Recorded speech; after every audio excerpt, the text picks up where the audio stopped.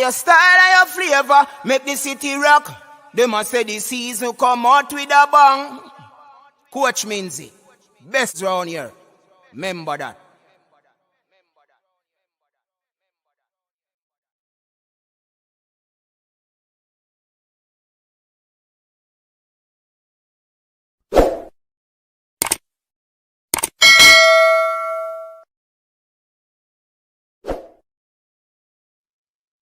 All right, people, welcome back to the channel. Thank you very much for tuning in. So we are here with a quick live. You know what I mean? Just to talk about the press conference, what happened today. And this is basically my takeaway out of the press conference, what John Wall said. And also just to give you an update on what is taking place with Leon Bailey's injury. You know what I mean? So big up yourself, people. Thank you very much for tuning in. Please remember to like the video, share the content, subscribe to the channel if you're new so that you can become a part of the family. So let's get right into the meat of the matter, or if we just wait till some people forward. 12 people on already. How many of you like the video? Let me see how many of these 12 people like the video. 3 likes, 20 people and 3 likes. What go on? People like the video. As you come through, as you pass through, just like the video. So I just play the clip. I'm gonna go hear what go on. These are the last moments or minutes of the recently concluded press conference where the members of the media were invited to speak to the JFF on basically a quick little recap of what took place 2023. Yeah, and they were quizzed with some questions, and and know the thing with the people. So I play the last part of the thing when well, before that, John Wall was answering a question, and then he was basically asked another one, and his response was well, to me, I don't think it was mind blowing, but I think Mannings did a show in the week talking about the whole schoolboy football and ready for the national team, and because people were saying that, you know, Kaim Dixon, the skillful player from Clarendon College, the one done. A matter of fact, congratulations to them on taking that Olivier Shield. Yeah. And yeah, people were saying that, you know, the baller should probably be in the national team. Mannings was saying that that can't be the case, because there are a lot of persons that baller has to pass to first before the ball actually reach. But this is what we're going to be discussing. Soon tell you what going on with Leon Bailey. But listen up. Tell me for not here. That means that you attempt to create failure and win and success. It's just the two entities that exist. Sorry, I'm gonna be Mr. Gray. And looking forward because we cannot change the past. It would be interesting for some person to answer a very technical thing, even though Simon Sparks do not think that in the capacity of media officer, it's not the right one. TDS. I can speak about the TDS, the talent development scheme. Whatever you face up here, it's kind of hard to change what's up here, right in front of your face. I think the dimensions are what we want to create with the talent development scheme is to actually start to hire more staff on a more full capacity to have tournaments that lead up to the actual qualifiers. Not the Let's say, nah, here. All right, hold on.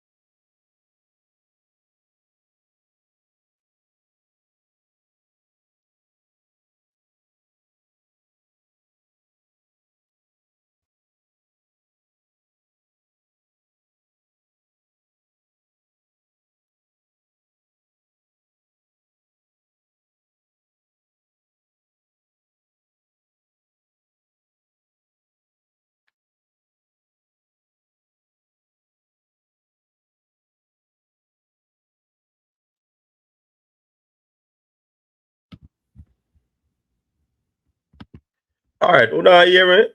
You not hear me, right? You not hear me, right? Give me a thumbs up if you not hear me. Quick and fast. Thumbs up if you're hearing me.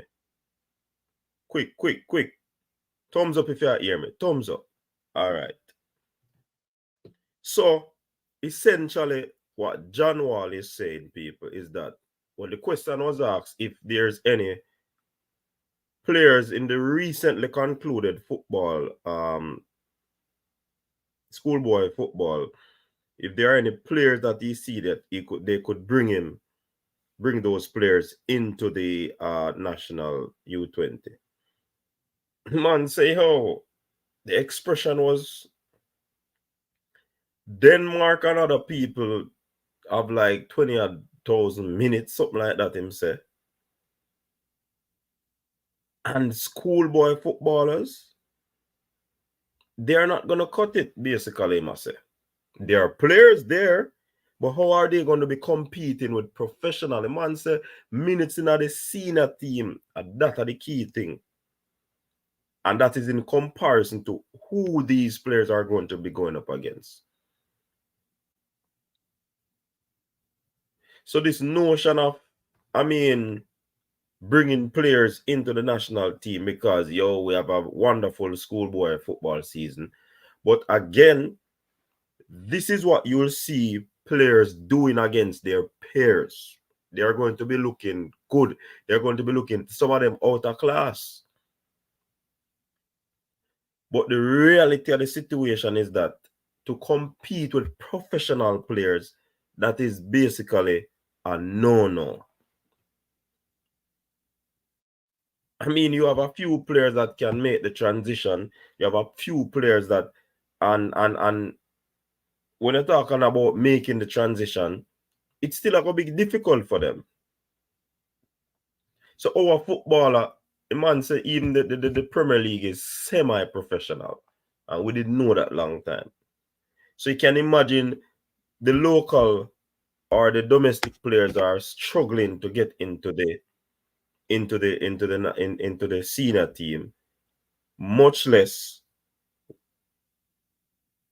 19 and 18 and 17-year-old, even 16 years old that we're going to be going up against. They are going to be they're already playing professional football. They already have thousands of minutes under their legs professionally.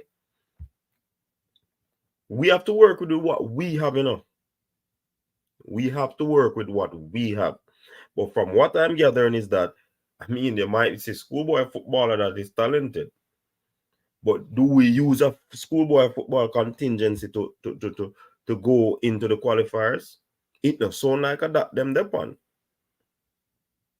And we have to face the reality. And this is one of the reasons why the football is where it is at. And in truth and in fact, JFF is trying their best to develop the coaches. Seeing the coaches are getting qualified. You understand? They are getting qualified. And we think these Clarendon colleges of this world can go up against a Mexico U20. Seriously? We are beat Clarendon College are take down all a little team them in a Jamaica. You think them can go up against a Mexican team and play so? A Panama U20 team? No, let us be real, people. And that's one of the things where I kill the football, because people think, say, yo, what we have are the best things since sliced bread. Of course, we have to embrace what we have. But we have to look at the reality too. We can't be pessimistic.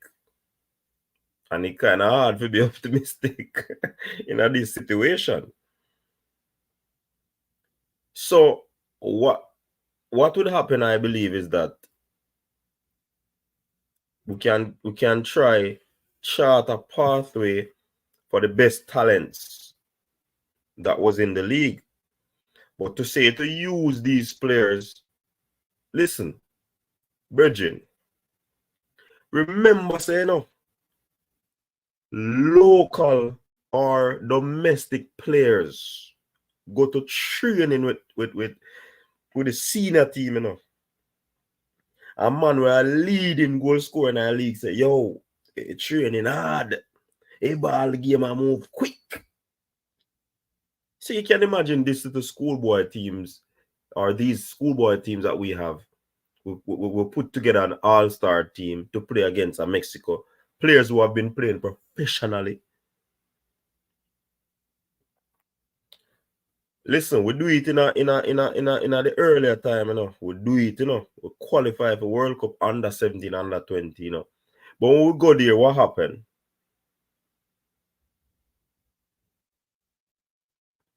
So it as I was saying, the JFF I try a little thing, and me think say one next part to that is that the coaches. I believe that the coaches are too laid back in their approach, cannot sit down and wait on only JFF to get you qualified. You have to kick down some door. Me tell you, say my first coaching certification that I got, I bought me off a butt, kick down door. I don't care who them say I go do it. wanna put down my name first. Me there first. Me know about it. And the facts wanna make me know about it. Wanna can't go around me.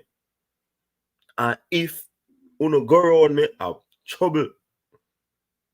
And as so comes me get to do my first certification because it was all politics on them thing there. So the coaches them have to have this stance where they say, yo, me now go wait upon JFF. You can't go on a small island. You can't sign up to something online. Try get your own development. JFF a try. But you have to wait till you reach C. And then you have to wait till one cohort have to go through B. Then you have to wait again to go A. We know say it's a process, but once the coaches are qualified, I do believe that with the talent or the raw material that we have here, trust me, and we cannot start to listen. Me can't tell you this, you know. I know youth, and when they reach high school, then start show interest in a football. Some leave high school, but there's no U14 program. You might have a U16, and sometime at the CMD Cup or whatever, come back and play. So this little thing where we believe say, yo, a youth can learn everything 14 and 15, that can't go work. We have to start it from early, grassroots. We want to start permeate grassroots football. And that's the thing there. The youth, them have to learn the right thing right short. Seeing? Have to. Let me check out what I go in the comment section. Big up on yourself, you know, people, but they can't look around still. Anyways, big up on yourself. Them are in the building. Man of Valor in the building. So Coach Wall is talking to it. Butters in the building. Rich Toy. Big up yourself. Kevin Williams. Shamar Hall. Leonard Rennie. Big up. Shaquille. Nico G. Big up yourself. Achille in the building. That might one of the sensible statement from a U20 national coach. Now, me can't tell you say it now go down well because one of the local powerhouse media persons asked the question. And it might not go down well because a lot of people believe that these talented youngsters can just walk. But the man said, you have to have minutes under your legs to go and play against professional. Wayne Carnegie, big up yourself. Rich Toys, I've been saying that there are levels to the game. How you play against their peers is not the same as playing against professionals. Exactly, Rich Toy. Long time I said that too. Contrast what you're saying with last season's Alabalu for Whisper to be in the senior team. The hypocrisy is binding, defining, and crippling. Yeah. But the thing about it in a Langsley Blake, the thing about it, Whisper are one of the talent that people see that was far above the entire schoolboy football cohort. Yeah. But Mr. Langsley Blake, the same people them, even though I'm scoring at the Gold Cup, the said people them, and you might be onto something about the hypocrisy, because the said people are the ones that saying, look like Whisper ready. There's still more room for development, reaching ceiling, which at the age you wouldn't expect him to do that.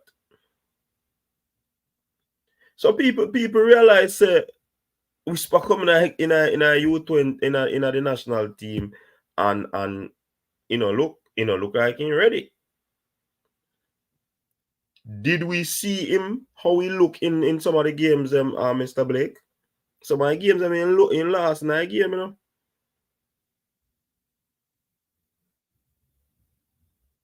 In last night game. So remember, even though John Wall said that, Mr. Blake, Langsley Blake, Pastor Blake. He also said that there are players that he can look on. But looking on them is one thing. Utilizing them is the next thing. And again, I believe that the whole technical ability might be there, but to what level, to what extent, that are the thing. People call for Whisper because Whisper's talent was above average, above the rest. And when I say average, above his peers. You see, look how much goal Whisper score. So when have we seen any schoolboy footballer scoring so many goals? No, Brian Brown score. We know Alan Otti. We know the youth from Mobile too. Them score a lot of goals too. But some of them when then transition into Premier League or them go Europe, that time them realize the whole difference. Maggie said it. Maggie said, yo, when him go Europe at that time, him realize he might have to try de-train, he might have to try and learn over some other things. You get what I say?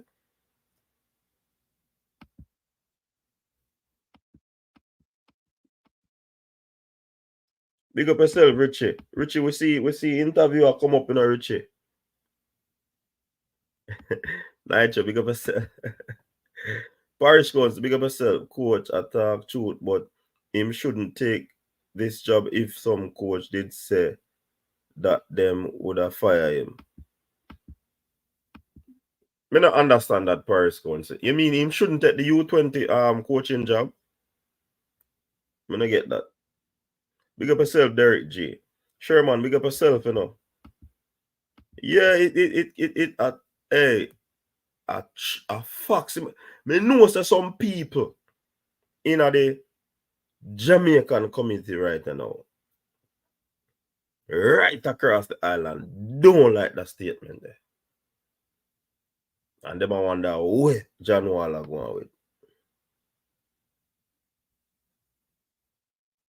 You get what I say?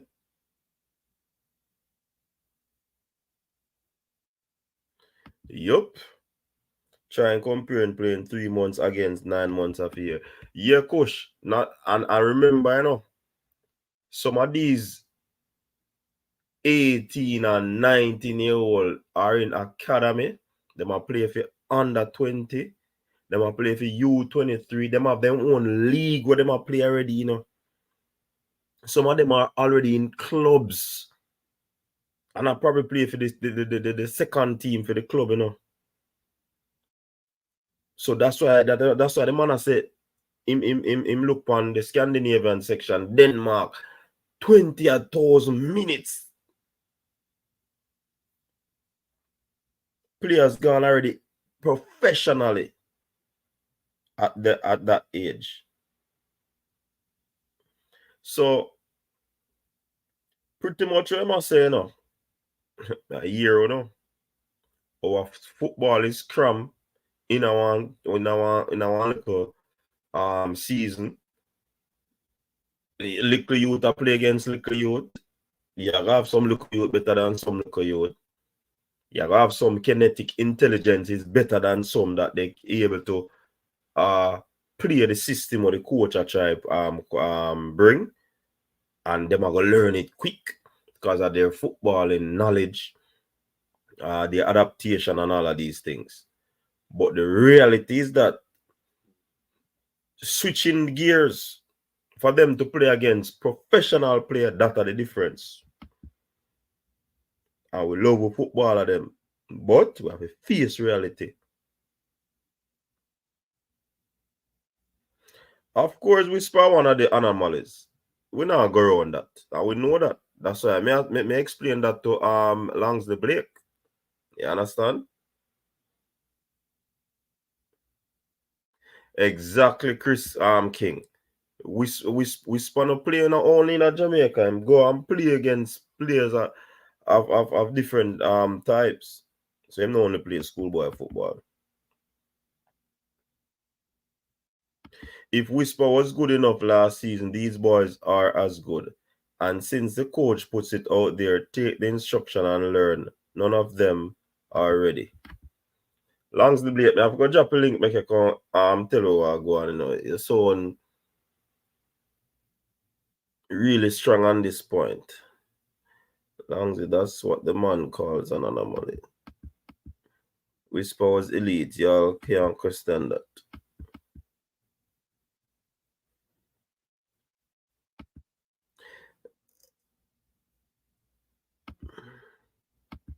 Whisper was lost most of the time, especially when he did not have the ball. Yeah, Whisper game have a lot to improve.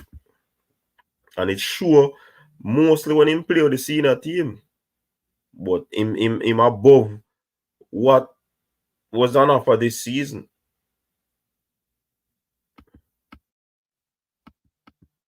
Make sure them European talent are up to par, cause I know every foreign ball are good. That's true. That's true, Parish Council. John Wall, need to go with low Jamaica football. But Travis, you beat everybody. Who you want to play, Travis? Schoolboy football are the best ballers.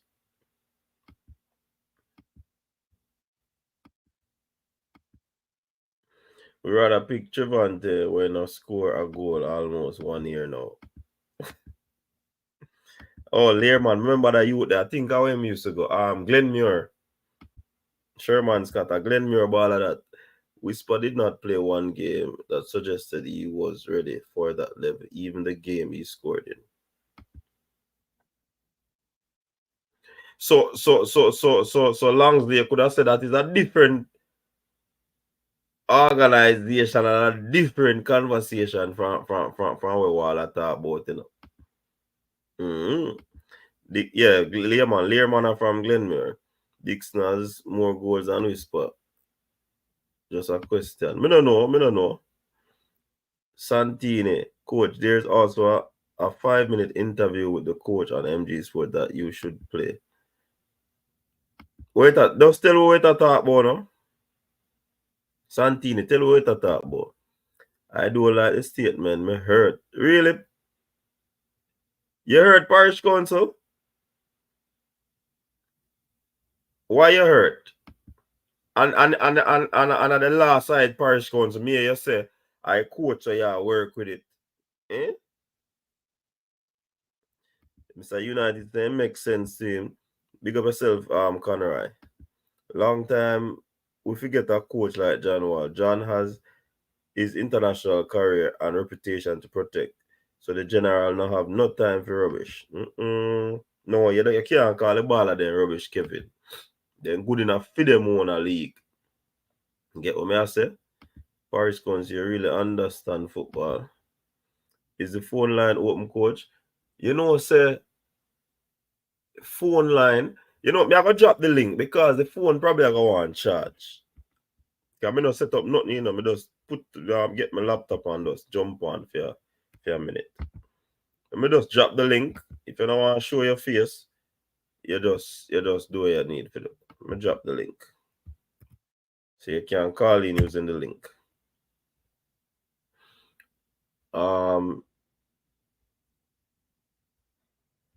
Coach, transformational change comes with a lot of cuss out from people who fear change. We have to change to be the best. Yeah, because you're right about that, Nitro. So we need English-based players to beat the teams in our group. Who say we need English-based players? The man said, I don't be, the man said, he said he need professional players. He did not mention where these professional players are coming from. I didn't hear that, Parish Council.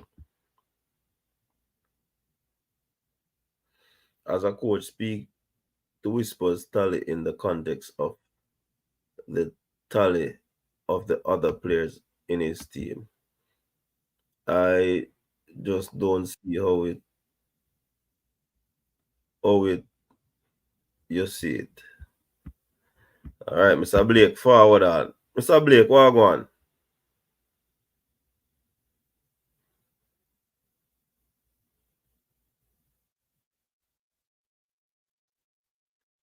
Hey, See a man say no. Hey, if John Wall not qualify, no, I mean a problem, that we can say. Marcus Mosiah, big up yourself. I enjoy listening to people who are reality based. Yep. Anyone questioning if the whisper belongs in the under 20s are big duns? No, I know whisper about the under 20s, about the national team, the senior team that he was selected from. So Pastor is saying if we can draw for whisper, why not draw for the youth them? We play this season. Pastor, where I say? Good evening. Good evening, sir. Still Good afternoon. evening to good. Yeah, good. Yeah, it's still afternoon. Yeah, just that it's dark where I'm at. Sunset Yes, already. sir. So even though the time is still based on clock time, it would still be afternoon. Yeah, and that good evening is for everybody in the chat as well. It is instructive to me Mm-hmm. how people use words when it suits them. Mm-hmm. I think Whisper's experience overseas gave him an edge above the rest. But in footballing terms, Whisper is not an anomaly. He's a talented kid who, given the opportunity, made use of those opportunities. Maybe not at the very highest, at the very best, but he made use of them. So when you Mm-hmm. put him with his peers, he's at a higher level. And nobody cannot discredit that. I don't think Whisper is an anomaly, especially if you put into context how KC played last season. They played through Whisper. So, instructively, as a coach, you can validate this. He would be in the position to score pretty much most, if not all, of their goals. Take that into consideration. The next goal scorer for KC, how many goals did they score? Look at the teams. No. Yeah, those are information that we can dig up. I don't have it off the top of my head either, but we can all get that. Look at the teams with the other goal scorers that would probably come close to where Whisper is, and look at the amount of goals the other goal scorers scored in comparison to the cohorts at KC last season. And it should tell you that systems, to a large extent, dictate outcomes, and philosophies employed Yeah. also impact what the player or players are going to put out. So for me, Whisper is no anomaly. A Mm-hmm. talented kid that was given the opportunity to gain experience outside of Jamaica, which put him at a higher level than his peers. And that I am not questioning. I applaud him for what he achieved. Did that, however, equip him to play in a senior national team?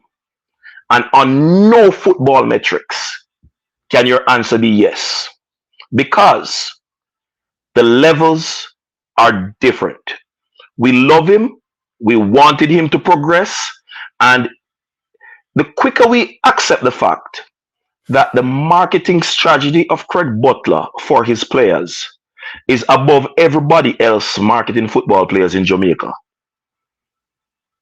we will come to the realization that Craig Butler marketed Whisper so well that the coach gave him the opportunity needed for Chelsea to be comfortable to have him in that thing. Or not just Chelsea, any club that would show interest in him. So he got that opportunity to literally secure that. And I believe as a people, we need to be truthful because there would be more pressure on the deal being cemented, him going to Chelsea, had he not gotten international minutes to bolster his CV. And credence to Craig Butler and how he markets his product. That's what you're supposed to do as an agent, as a manager, market your product. The JFF could learn from Craig Butler to market their product. As it relates to Whisper's selection on the backdrop of last season. Remember tell about Whisper, No. It is sad that it is him that we use as the example because this is not about him. This is about what coach said, which has been the truth for a long time. That is not just no. It's just that it took him to say it. So Whisper is a man where, as you say, good marketing, good strategy cause him for being there. Because when him playing in some of the senior games, there are still persons who are saying that he's still not up to par. He's just talented, but in shorter work, base movements, all of these things. Even when he's scored, awareness. People still say that. Decision making. By the way, I heard an interview. I didn't plan to go this way, no, coach, because I don't want this to be about Craig or Whisper. But I heard an interview with Craig Butler when he spoke to the ability of the players to control the ball, even on the rough surfaces. I don't see that level of control from Whisper when he played. And I believe the ability to control the ball in a game, in a fluid game, speaks to your ability to advance to high levels. But I don't want to go down that road. What do you call control, though? How do you view control? How do you explain the word control in the ball? To get the ball under your control to be able to do what you want to do with it within a confined space or a respectable time frame.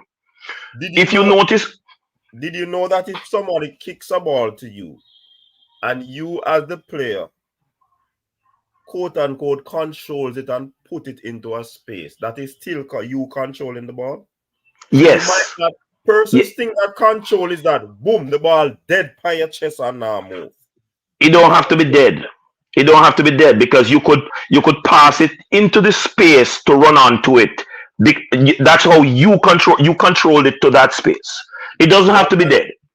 So, and that is what I just said. Big up yourself. Yeah. It don't have to be dead.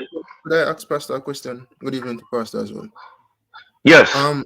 Yes, Pastor. Are you saying that Craig Butler's marketing strategy far superseded Whisper's talent that warranted him a place in the national selection at the time?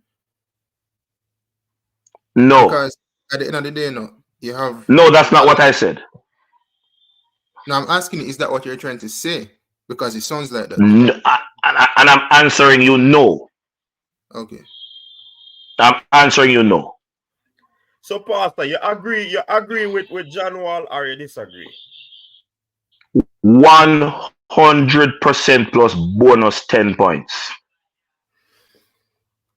But in the comment section, you never sound so still. That's why me 10 fit, because you see sometimes when people write, if they are not saying it directly for somebody to understand it, people can misconstrue what you write, I chose my words carefully in writing, coach, to avoid ambiguity.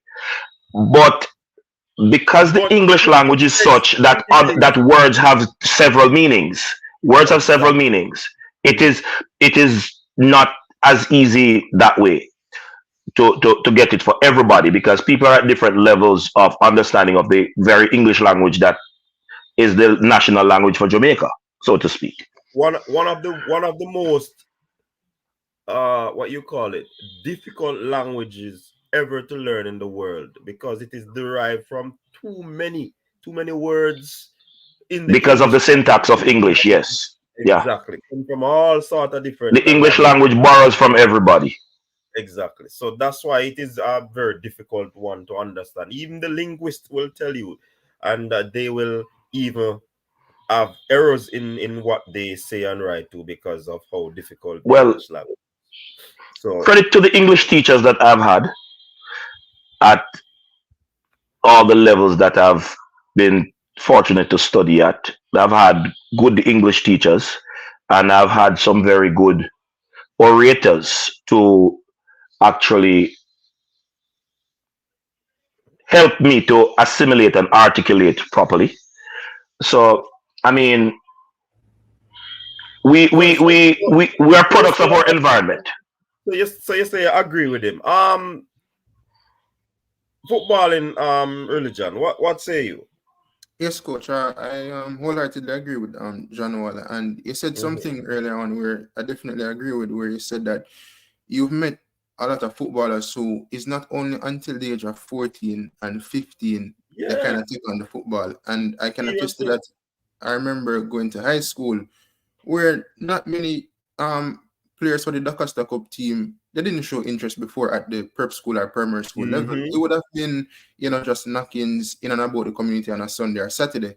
And, when you look at the development of them at the age of 13, 14, it was very hard for a lot of coaches to kind of, work with them because the knowledge of the game and the skill thereof wasn't there. And Mm-hmm. when facing better oppositions, you could see where my team at the time, my high school, would get thrashed by many schools who far superseded us in many departments. And I know someone personally who was running track and field at the school who the coach take and make him play football just because of speed.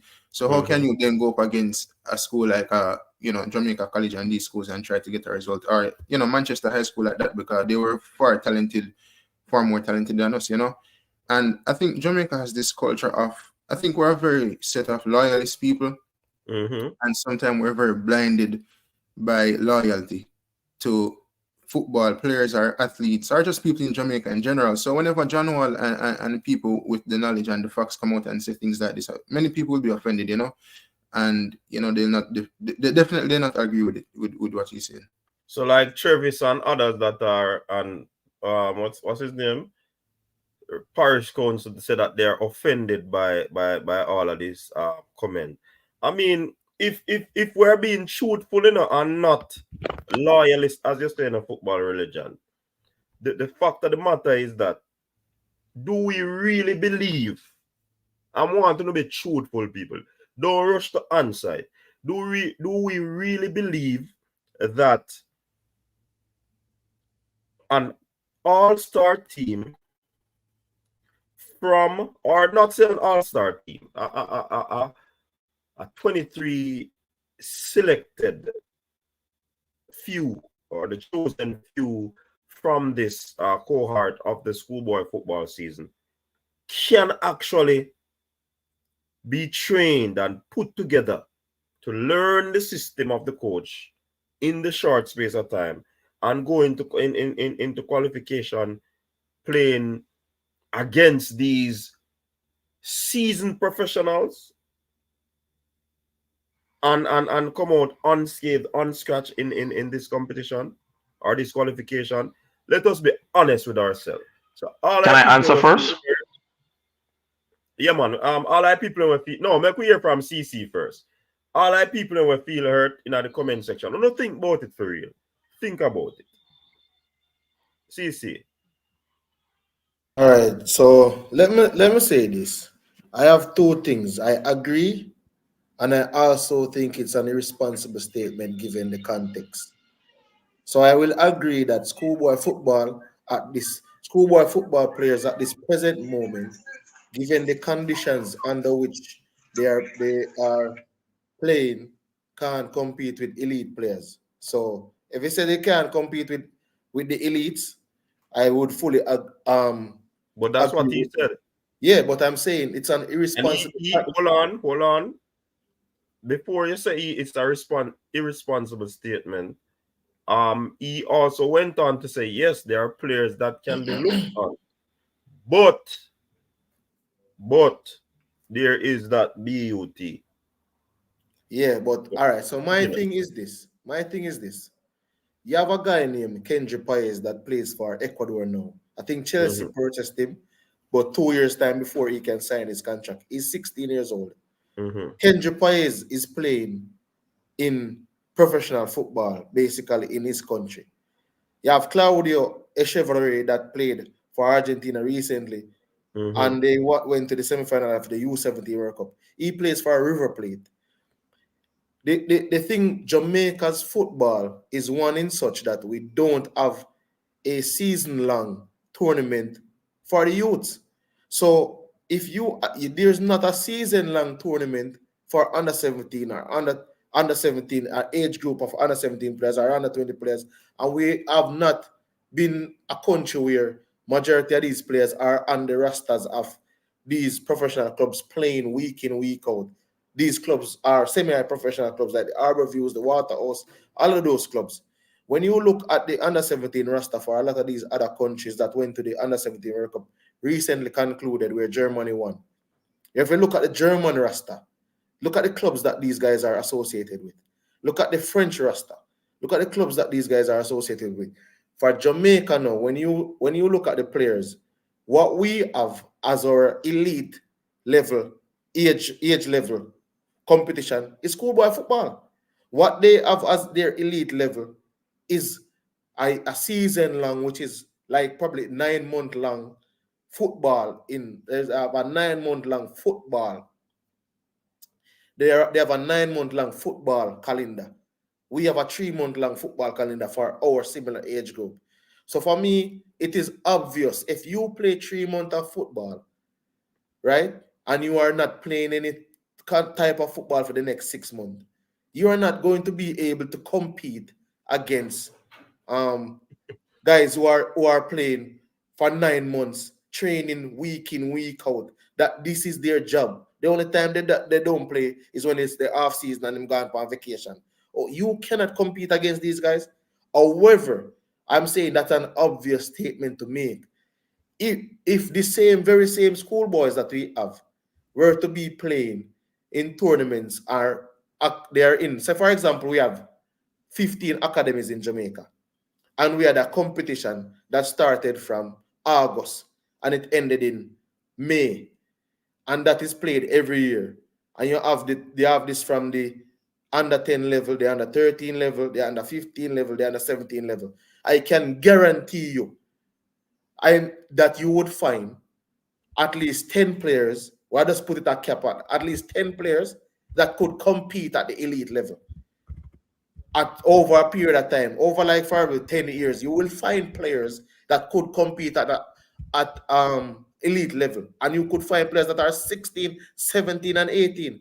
You know what these players would be? These players would still be schoolboys, but they would not be schoolboys in a schoolboy football system of 3 months. They would be schoolboys in an academic system where you have competitive competition going on for a season, and we would be able to go to more youth World Cups, U17, U20, where they would be conditioned overseas, where they would be exposed to more international competition. Guys playing for other clubs in Spain, guys playing for other clubs in Germany, guys playing for clubs in Brazil.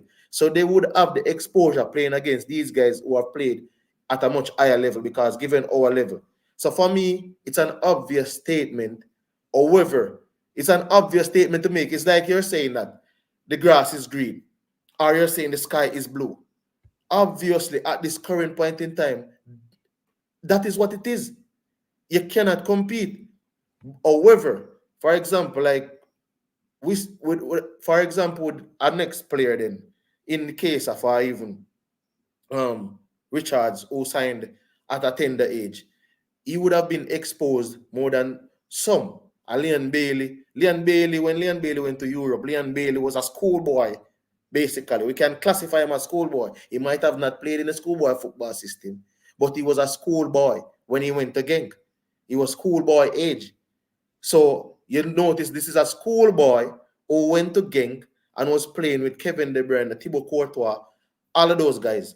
And they were in a system where that schoolboy could have came and played. That schoolboy could have competed against the elites. But he is a schoolboy. So I don't want people to mistake the word schoolboy. But the current system of schoolboy football for 3 months cannot prepare you enough to go up against players who are seasoned in terms of a 9 month, 10 month period. So that is something that is obvious. So for me, if somebody came out and said that, I'm like, you're not really brilliant. You're just saying what is the obvious. You're saying something that to stir up some controversy amongst people who are No, overly CC, passionate. me not. Yeah, so you're saying that John Wall is just a controversy himself. Why him say that? No, I'm saying for him to say that, I think you have people who are overly passionate about schoolboy football. So why the And man? Why you think he would have go around corner and lie to the Jamaican people? no, I'm not saying he's lying in our Goron kind of what I'm saying, coach, to Mhm. appease a section of fans who are overly passionate and not they don't have the eyes to see that the current setup, we cannot use schoolboy football players against the elites in the current makeup, right? But these people Mhm. now, to please that set of fans, you go out and answer a question that is obvious. You go out and answer a question, you're saying the schoolboy footballers can't compete at the elite level. But I'm saying for you, when you go out and say that, you appease them, but at the end of the day, it stirs up unnecessary, unwanted controversy. Because what you could have said, you could have just said, how the current schoolboy system is structured, they are not conditioned in such a way where they But can he say I compete see against. him thing. We another set of person. If he puts it in a like it is writing a paper, giving all his everybody. Some persons like him, him speak it like him, write a scholarly paper. Some people still have a problem with it. The man even went on further to say, even the JPL is semi-professional, and you'd love for it to move away from that. So me not think say if he should pretty it up and appease the likes of the fans and persons involved in football for us to this caused us now to take stock, to look into ourselves and realize that yo, we need to start dealing with something. Pastor, your turn. All right, hold on. One thing. Let me say one thing before Pastor come on. At what age is Alvas Powell made the Jamaica team?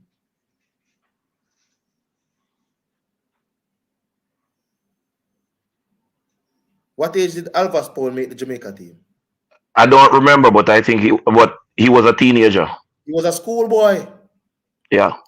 Alvas Powell made the team as a schoolboy. If I'm not mistaken, I want Romario Williams would have probably made the team as a schoolboy also. These guys, you know what they went pre-pastor? They went to the under 17 World Cup. So in and around that time, there was a little bit more going on to expose them more, prepare them better. And Alvas Powell ended up representing his nation probably over 50 times now. But Alvas Powell made the team as a schoolboy.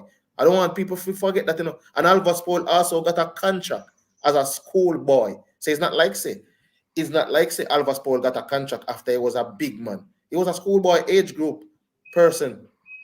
So I'm saying it just comes down to the context, as in schoolboy football. It's just schoolboy football system is not one in which it prepares you enough to compete against the elites. But go ahead, Pastor. I am going to address everything that CC just said without speaking to anything that he just said. What John Wall said is not just instructive and true,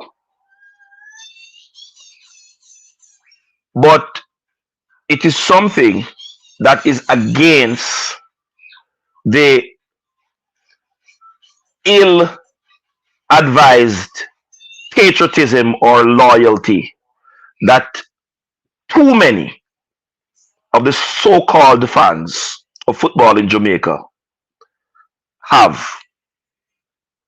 Too many of us. CC, coach, everybody in the chat, how many hands do you have?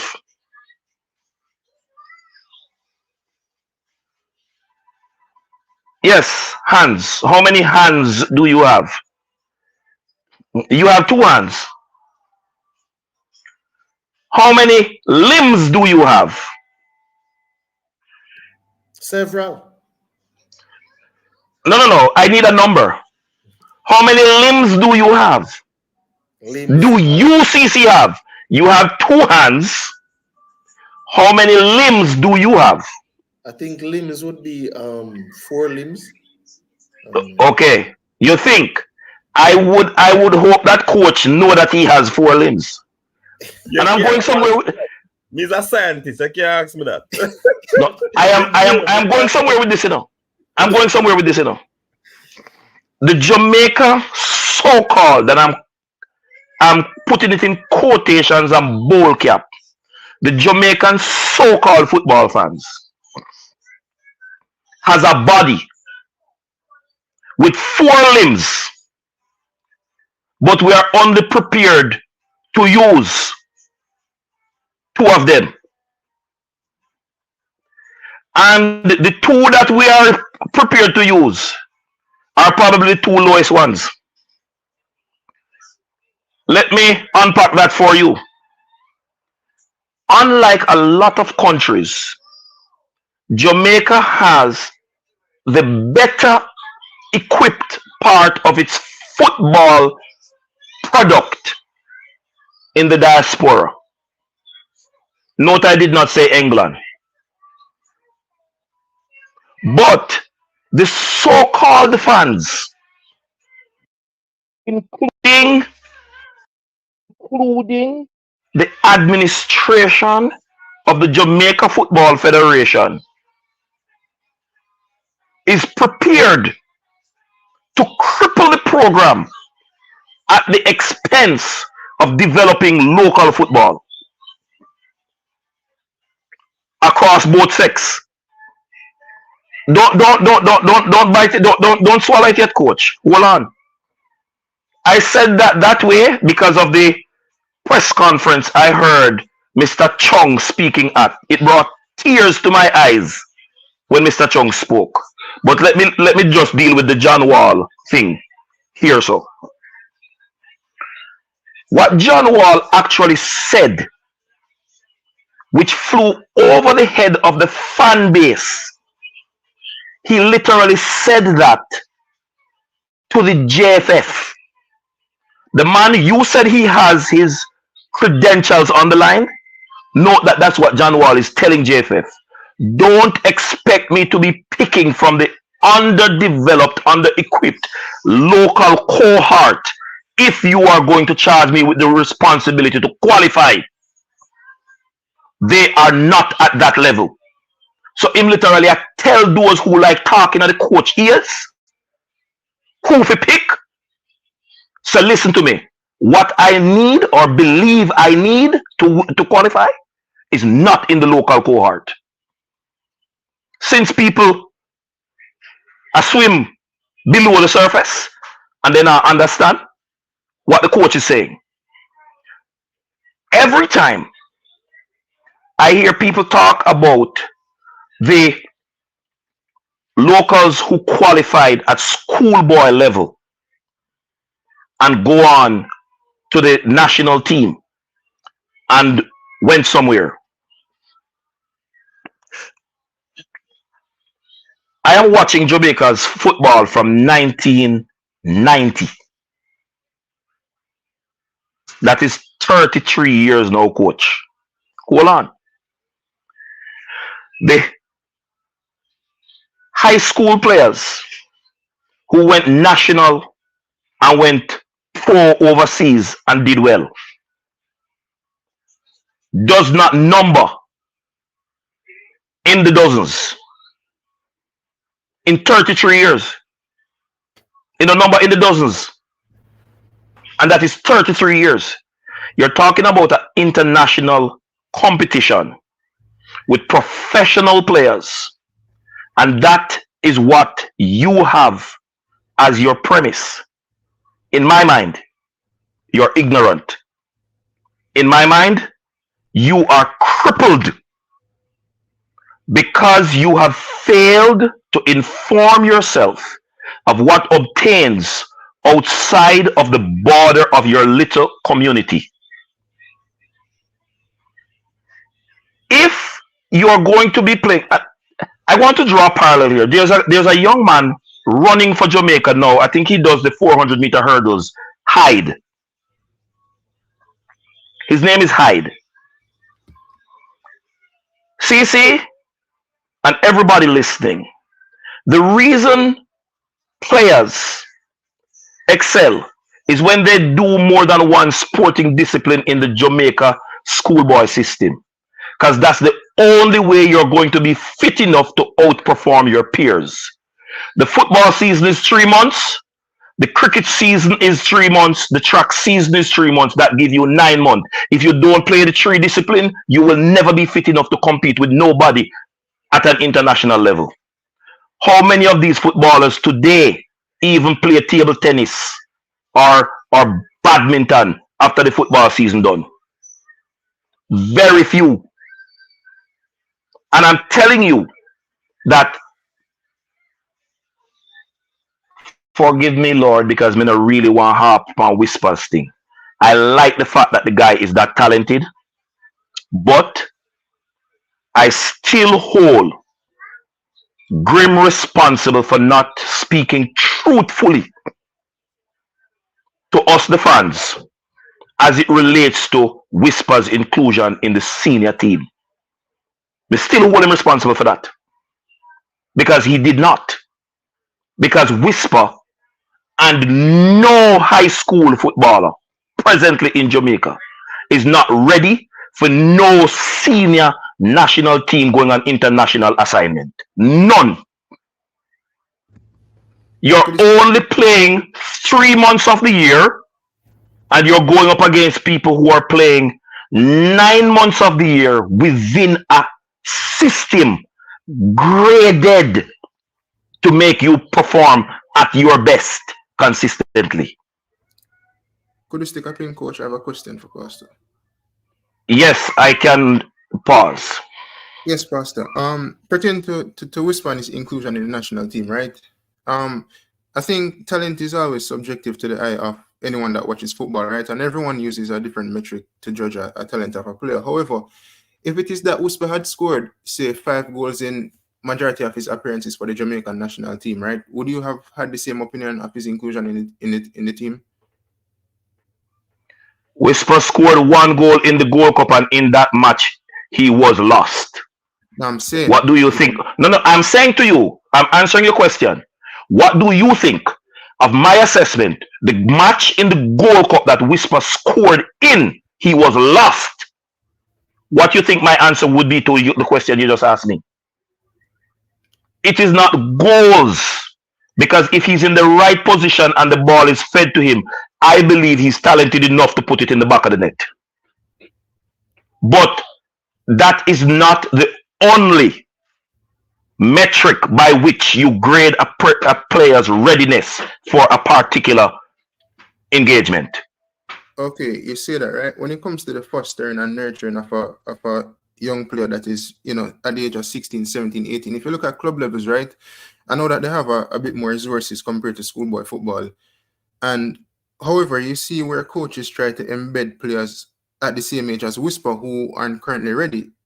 And you have to give them enough game time or adequate game time to get players the experience so that they can play in the national team. So why can't it be that Hal Grimsey included him so that he can be one for the future that is ready for the national team and his inclusion in the future, despite him not hitting the ceiling that he can hit as yet? It doesn't mean that he's not supposed to be in the national team due to him not reaching his full potential. Hal Grimson is the coach of the Jamaican national senior team. It is Hal Grimson and Hal Grimson alone that has the responsibility to select the players to represent the country. I do not challenge Hal Grimson's selection. I, however, require of Coach Hal Grimson that he speaks the truth when he's speaking in my hearing. If he decides to select Whisper because he believes that Jamaica's future hinges on Whisper's brilliance, in maturity, and that's his business. He's the coach. But when you come in the international space to speak about your selection of Whisper, tell us so. Don't give me no gymnastics.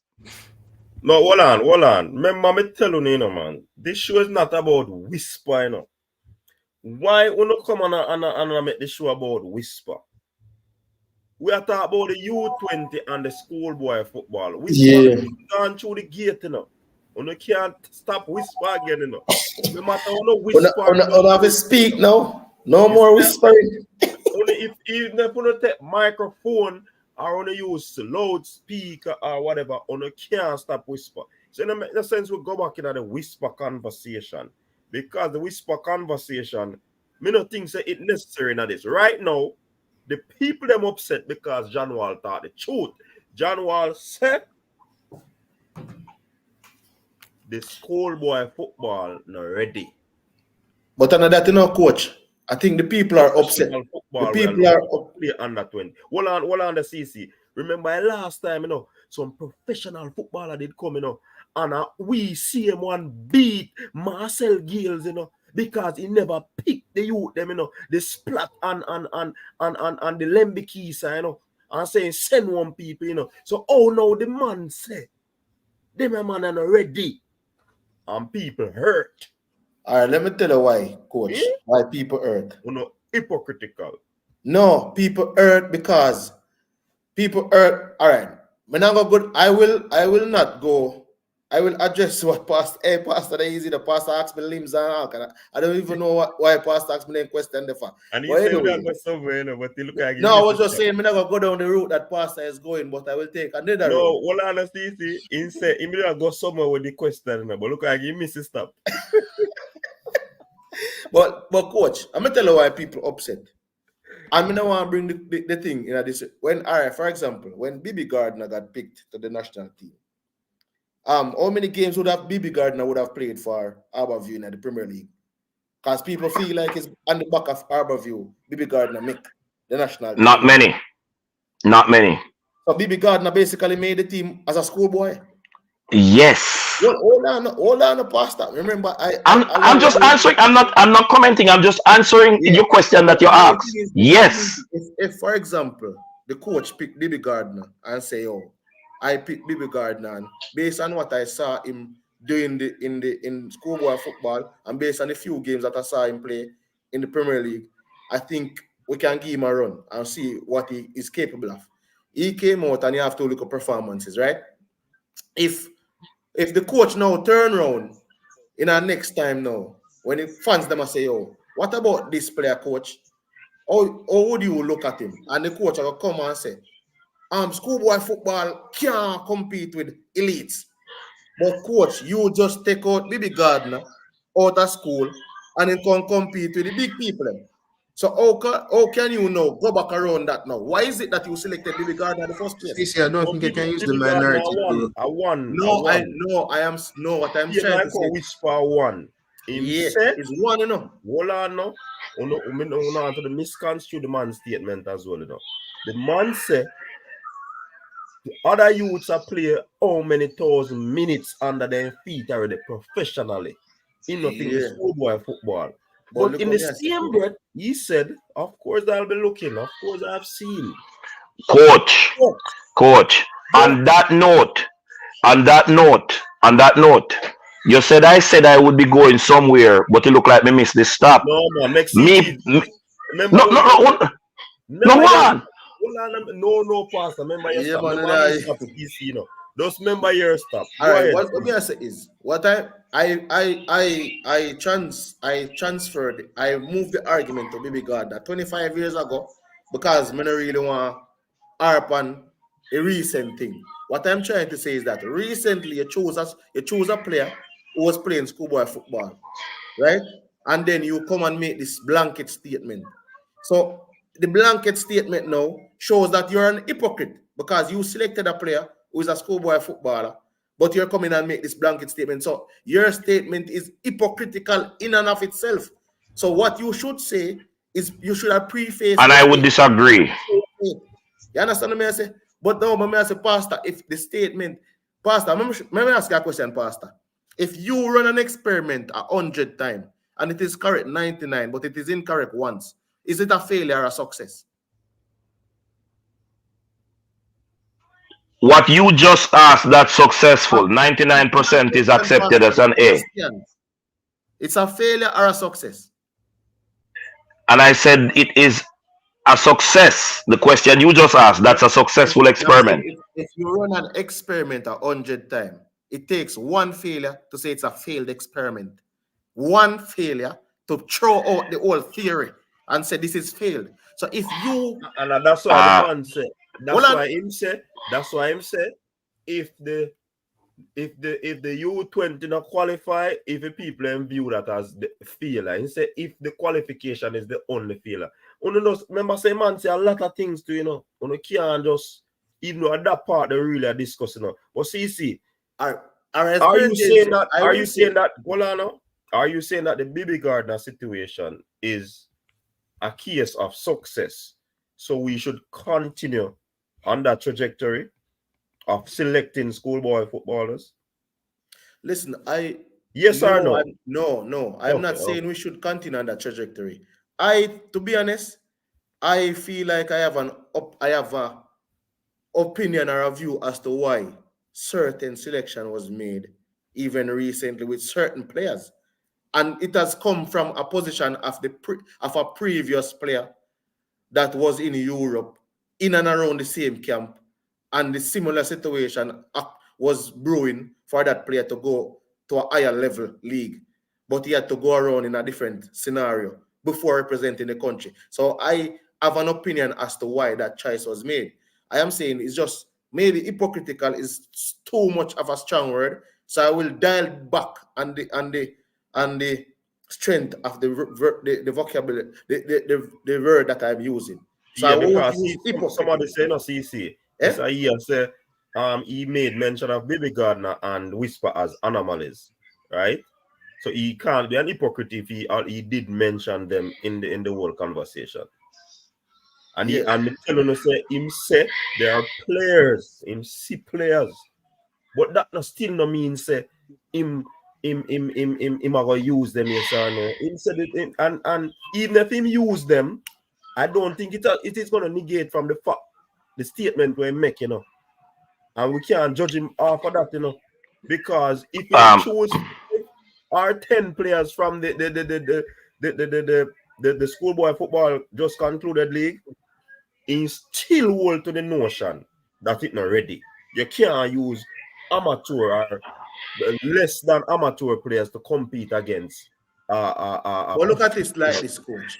In no country in the world will select more than, you will never see in any country in the world more than even, probably I will put it at 3 players that are at that a certain age range in their football team. So even when I'm talking about Argentina and them under 17 team and them under 20, for example, Ecuador have the guy named Kenji Paez in their team.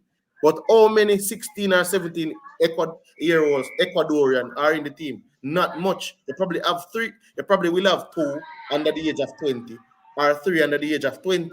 So for me, even Jamaica, so no country, no Brazil, no England, no Italy, no France, no Spain, no Germany, no country will have a multitude of players within a certain age group, which we can classify in a schoolboy category, meaning that these players are in an age group where they're still going to school or they're eligible to go to high school just the same. No country will have that. So I don't think people are asking them to go into the schoolboy football system and take out 7 or 8 players to go and play for Jamaica. What people are looking at is saying that if you can find one, would you use that one, or would you give that one? Can I ask you a question? This is annually, or over 3 years, or over 4 years. But it doesn't mean that you should go in there and find 7, 8, 9, or 10, because you cannot make up your team based off of schoolboy football when you have professional playing in professional leagues. But it does not mean that you cannot use one. CC. Can I ask you 2 questions? Hold on, Two questions. Hold on, the pastor. You gotta ask him. My point is that the schoolboy football league is at a certain level. However, that's why I say two things. I say now. I say the JFF I try by what you'd call it now, trying to upskill the coaches, and then me add to it that the coaches need to find a way to also upskill themselves and stop just sit down and wait on the JFF to get them qualified. There are other qualifications out there other than the C, the D from here. You get what I say? So they need to start look into other ideas, other means of getting themselves qualified so that they can train and prepare these youth. Even though when that happens though, we're going to see footballer play better, but will that improve them to world-class standard or professional standard? It's still not going to do. But at the same time, the players are going to be learning things more in a different form so that they can elevate their game. But on the other hand, the league is too short, so that might not give them a stay of playing professionally. So we still would have a setback. They said, no, that here comes the JFF now to come in, put in a system now to try to get the thing professional. Go ahead, Pastor, with your question. I have two questions and I'm asking them in one, CC. How many schools make up the schoolboy system? How many players play in the schoolboy system? You care to answer? I don't know the exact number, but there's a lot. But you know that there are more than 200 schools. Yes, I know. And it fluctuates from year to year because of the Yes. school in, school out. Yes. And if you have 200 schools by 20 players, you're talking about quite a few, correct? Correct, CC? Correct, Pastor. Good. I've asked you those two questions to make this single point. No one player or 10 players make a system.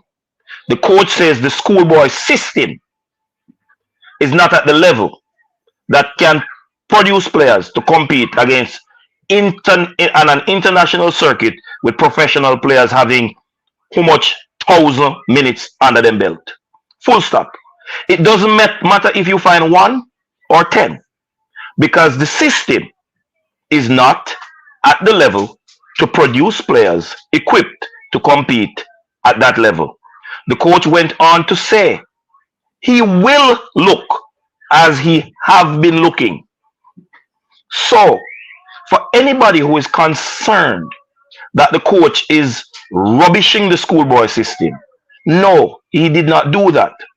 He's pointing out what you call or what you view as the obvious, but making the statement that it is important for you to understand the job he was employed to do. So you cannot employ me to qualify the team, and then you're going to ask me to select from an inadequate system to complete my job. You must therefore allow me to scout everybody available and pick my team from the level of what is adequate. And in the event that there is a baby gardener in the rough, I am not going to overlook that baby gardener in the rough. That don't change the system, not the system being inadequate. Yes, you can ask me the question. Listen now, all right. Listen now, Pastor. You say for once he deems the system inadequate, I don't believe he will look for a baby gardener in the system. That baby gardener in the system, as somebody have to come whisper in 9 years, for him go see that baby gardener there. Because he's not looking at, he will not look at an inadequate system. Next, the question that I'm asking you, Pastor. No, why I see. No, let me stop you there. Hold on. Break. The man say in still say players. When you stop, CC, stop twist the thing. Yes. Thanks, coach. Because if you're going to say the man will not look, you're saying the man is telling a lie. Because until you say him a look. CC a move like him had a rope twist. Yeah, you're just a man. Yeah. The man say him a look. The man says So until you can grab him by the scruff of the neck and say, you say you did a look. So how you not see this? Like how me hold Grim responsible. You have to give the coach that because he's same a look. All right, the coach is looking, but look at this now. Why would I, if I said that I feel that this is an inadequate and CC, stop again. Hold on, CC, stop. Have you seen any footballers from the recently concluded football season that you think can be a part of the thing? The man say, yo, them are youth versus professional, a problem that. I mean, a paraphrase. Seeing? And him say, yeah, but I've seen a few. But that don't mean say I'm going to use them. Because man start refer to all the JPL said it is a amateur league and they need to. We're talking about the U20, so basically, right? Well, so basically, he must say, since me gone as far as saying that the Premier League, the highest league in the country, is semi-professional, then where I can bring schoolboy football to me for. But yes, me see some players. That don't mean say me I go pick them, and I might pick them too. And he's talking about the U20 team, right? Yes. And let me be quite frank. If it's a senior team, we're talking about fine. Everything you said is all fine and dandy. But me not care. I don't care what for me. If I'm gonna pick a U20 team, I'm gonna want to put something on the coach to say, oh, this is what you have to do, or this is what you have to do. But for me, there's no way the U20 team can be selected. And you are gonna look into the entire schoolboy football season and tell me, say, 1, 2, or 3 players from the schoolboy football season cannot be in the team. Me not take up my money, go in the stadium, go watch that team. Because you are telling me, say, the boy them a play and a train. Remember, the man them a play and a train. And see them not reach at a level. I have a question for you, right? And see, you're reading of what Peter Coach, don't make him fly with that. Before you go, fellow panelists. CC, that is the ill-advised loyalty and patriotism of the Jamaican so-called fan. Because unless they see a locally born, locally prepared player on the team, they're not going to watch it. They are not Jamaica-centric. They are those who they can relate to centric. So if the guy come from the schoolboy system, 2 or 3 of them in the team, you will go watch it. But if all of the players come from the diaspora, you will not go. See, that... Me not have to say nothing else for the rest of the night, you know. You have just put out there the color of the Jamaica so-called fan base. That is exactly where it is at. I think Pastor hit the nail right on it, because CC, my question to you is, why is it that when you're talking about football and in the context of football, right, for the under 20 team or under 17, when going in a competition, right, you would want the best for the team, right, respectively, whether it's club or country. So if a coach that is assessing the situation and assessing the team and players at the schoolboy football level is saying that he'll take a look, he didn't say that he won't pick them, but he's taking a look, right? Why is it that you're so hell-bent on the inclusion of schoolboy football players in the national team? What's your name, panelist? Kishan. All right, let me say this. Number one, what are the youths? What are the youngsters playing for? What are they playing towards? Ooh. Let me tell you what I think the coach should say. Answer that question. Hold on. Let me answer a question. Why you them in a schoolboy football play for? Yeah, what are they playing for? What are they playing towards? Some man play for their school. Mm-hmm. Some man does play because they want to play some ball. Some man play because they have little talent. Some man play because they want play professional football. Some man play because they want to get scholarship. Some man play forget girls. Some man play. All right. Yeah. All So for reasons. we're going to stay upon the reason where you as a coach playing to get professional contracts. Some want to be footballers, right? So you just have a nitpick on them because that is the focus group under which we are discussing the topic. So I'm focusing on that. But let's zero in on this, coach. Jamaica, we're gonna make a bigger point. Jamaica has made it to 3 youth World Cups, 2 under 17, 1 U20. 2 under 17, 1 U20, right? They have made it to these World Cups with other countries playing professional footballers and we playing schoolboy footballers. I'm not saying we should remain the same. We're not saying we should remain. However, we have made 3 Youth World Cup before this coach with Shavar Thomas, with Omar Daly, with Keith Kelly, with numerous other. But CC, again. Don't take out anymore. Pastor, mute the mic now, please. CC, you see, the era of football when we did qualify, have we seen, how many years have we not seen that again, CC? If we're going to use the same... If we're going to use the same broad brush... Listen, I'm going to tell you the biggest problem that was affecting us, coach. I'm done talk now. I'm done talk. All right. I'm done talk too. I am saying, you always go back to some antiquated sort of example. See? And you now look on through these decades or 5 years pace and periods where football has been evolving. And since football has been evolving, a matter of fact, since football has evolved, what have we been able to do throughout that time, CC? We have not been able to use the same broad brush to do the same qualification of under 17. Other regions are seeing through their stethoscope and realizing that what they used to do, they cannot do it the same way to get a different result. So they would have adjusted. So why should we continue using the broad brush when we can start to use roller? And we cover more surface area and the paint look neater. You see me, I said?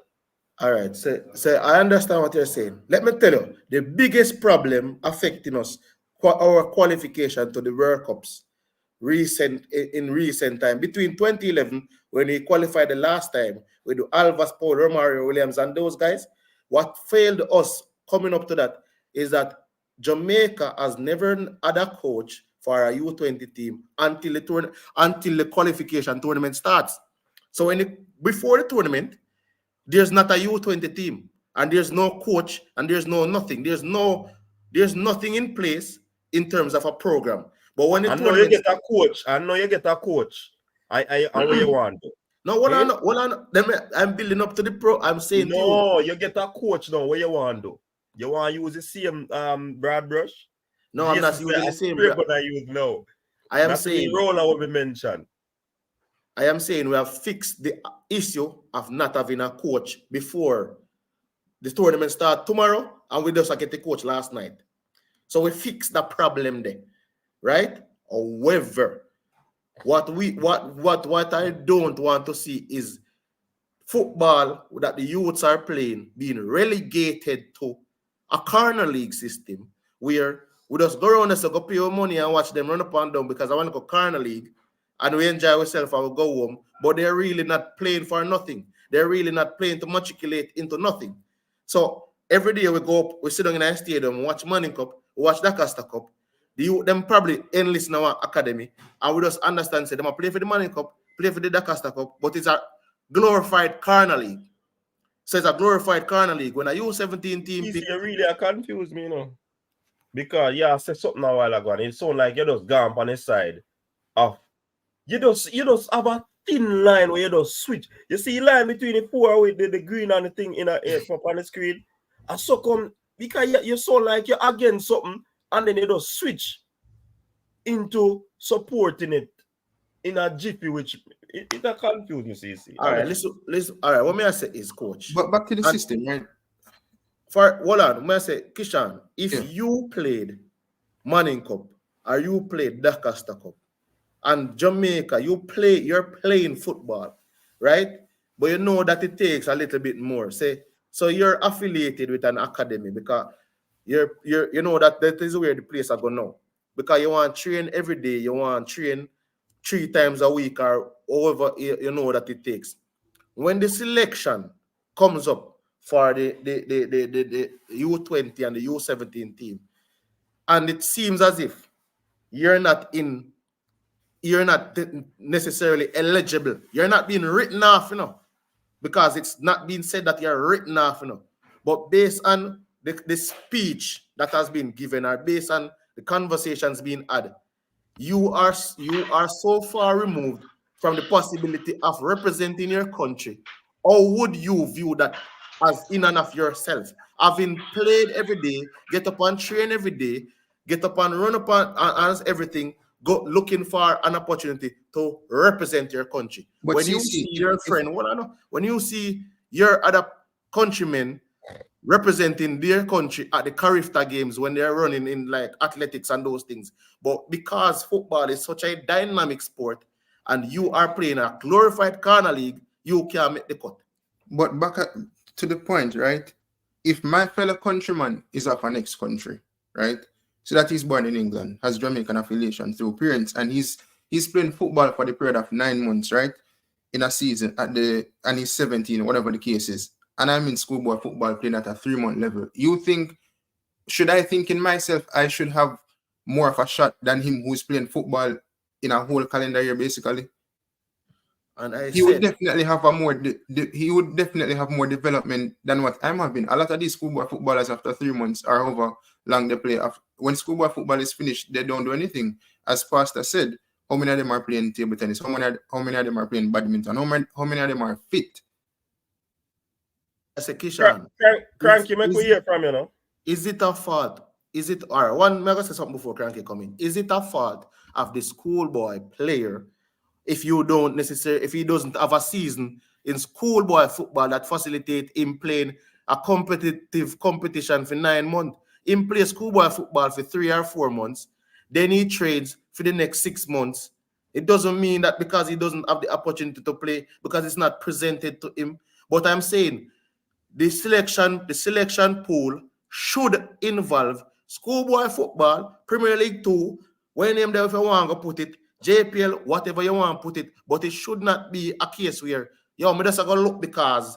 No, but you don't know it. No, but CC, I think you should ask him what does he mean by looking, because it seems like you want to put words in his mouth. If I tell you that I'm looking at something, what else do you want me to say? You bring a card to me, and I say to you that you say you have a problem. I say, all right, I'm going to look at it. I'm going to look at the problem. What more do you want me to say to you? My thing is, CC, get Cranky a talk on it. CC can't take a pause. Yeah, tell you. So I'm not going to stay a lot, coach, because I just got home. I'll say a couple of things. One is, I think the coach is hired to get results, and the coach has a perspective as to how he can achieve such results. And the coach, to me, is making an objective assessment of the talent that he sees, and his opinion. Others may differ from the coach. We don't have to agree with him. People may say, you know what, we have watching enough football, even though the talent level at the schoolboy level holistically may not be where it is. There are players there who we believe can matriculate to the more junior team and eventually to the senior team, right? That's how it normally works. So I don't think people should be, I think the coach also, he could have said what he said in a much better way and can be more digestible. He seemed to be a person who's very straightforward, does understand how to manage how he presents his information. And sometimes he presents things a certain way, doesn't get received well, because it comes across as harsh, direct, and not digestible. So I think he could have done a better job of making it more tolerable and more digestible based on what he said. But it doesn't mean that we've been having such... Cranky. Yeah. I tend to disagree with you on that, because I think he used the sandwich method, in my opinion, based on how he answered the question, because he spoke about it. He ensured that he answered the question in terms of what the specific question that was asked, to say that he is actually looking at, he looked at players, or he's looking at players, right? Also, he went on to elaborate a little bit more, talking about where the state of the league and all of that. I think it is our interpretation of it why it might come across a little bit distasteful in our eyes, because he did not say what we wanted to hear. No, look, Or if I was what answering the we question, coach, I felt would have that said, look, is right in our I'm eyes. doing an assessment. I'm doing a holistic assessment of players who have Jamaican nationality, wherever they reside. I'm going to pick the best team from those players I select. It could mean that some local players don't get selected, because I may find better players when I look at players across the world. Frankly, I wouldn't even say the diaspora. The world. There's a pool of players I'm looking at across whatever domain they reside, and I am tasked with getting results. I'm going to try to pick the best 23 of those players, and that hopefully will allow us to achieve the results we're trying to achieve. You know what I think? Yeah. You know what I think? He should be judged now based on this statement, if people believe that what he said wasn't. And I remember when the Pearsons, I think somebody mentioned that in the comment section earlier, was a part of the team. We were saying, I may say it earlier too, people were head over heels that the other players weren't selected. The Splat and the Lembikis, and say Lembikis is now a part of the senior team, and the goalkeeper and other players. And we use Pearson and the Christopher Pearson and all of these players, which we believe were coming out of our said league, which people are defending now, say him shouldn't say it. Or man in a comment that say, yo, they're vex. And No, but coach, let me just, I'm gonna run, coach. I'm gonna run. Coach. I'm gonna say this, coach. I'm gonna run. It's my last point, which is this: when you provide a perspective, you gotta know where you are and the audience you're speaking to, and who's gonna resonate with that audience. Whether you're right or not, being right doesn't make you effective. Let me just remember. Say that again. Being right doesn't make you effective. So if you want to let people be perturbed and upset and concerned, you can just say what you want, and you may be correct, but you may be throwing a grenade in the room and walking away, coach, even though you're right. And it doesn't get the result you're looking for. Coach? No, Cranky, that's why I say him hold on the boss, man. That's why I say Cranky. I think he found a way to sandwich everything and try to be as subtle as possible in presenting the information. Because he said what he said at the front, then he quickly said, then of course, I whatever. And then he went on to elaborate. So that is basically the last point that he left with would have not been on the part where he answered first. So that's why I said that coach, my last point is sometimes when you say first, coach, people just never want to hear that. Coach, when you say something first and it hits hard, they don't hear anything else you say after that. Cranky, people just never want to hear that. No, that's true too. That's true. So, coach, you hear me, coach? Yeah, man, we are here, man. Oh, good night, Coach Lindsay. I have a quick minute. I'm at an important event happening right now. I don't hear that. Just take a minute. No, I'm telling you, I'm giving my perspective on the. I don't know what yet. I'm giving my perspective on what the Coach Wall said. Coach Wall said what many have been saying for years, and he was courageous, and he ripped the band-aid off the sore. He didn't just simply say that. I heard him go into detail to explain that our schoolboys are playing for 3 months, training for 2 months, while the professional and semi-professional players are playing year-round. He also said he's been assessing in camps since last March up until now, upwards of 80 players domestically. And if somebody has been accessing for close to 8 to 10 months, between 8 and 10 months, players, we have to trust what their assessment is. And he went ahead and spoke about uh, what he saw on display when he has brought these players into the camp. He also said the door is not closed. He said if a schoolboy makes it into his team, they are anomalies, meaning that's not the normal thing that happens around the world. It's an exception to the rule and not the rule. So he didn't say that no schoolboy would be in the team. He said if they make the team, it would be an anomaly. And third and most important, what everybody is forgetting, I think he alluded to the fact previously and now, when I questioned him on camera in a one-on-one interview, that they are schoolboys who are playing, but he said it before, who are playing in the Premier League, who are playing for a longer period of time, and those are the players he expects would matriculate. They're still the schoolboys. What he basically did was just sucker punched us and say, look here, don't come to me and tell me about the Manning Cup and the Costa Cup and Ben Francis and Walker Cup and Oliver Shield. Talk to me about players who are receiving professional training and who are playing in at least a semi-pro environment in the JPL. And I don't think that's anything wrong with it. He also said something which was just repeated where I was. The objective that they have was just stated twice today. Jamaica to win the World Cup. He went further to win the World Cup in 2034. So if we have that dream, and coach, you remember a long time ago I say it and people say me a madman and cataract on a sense. But John Waller said it. He has put a date on it. Right? So he has made it measurable and time bound.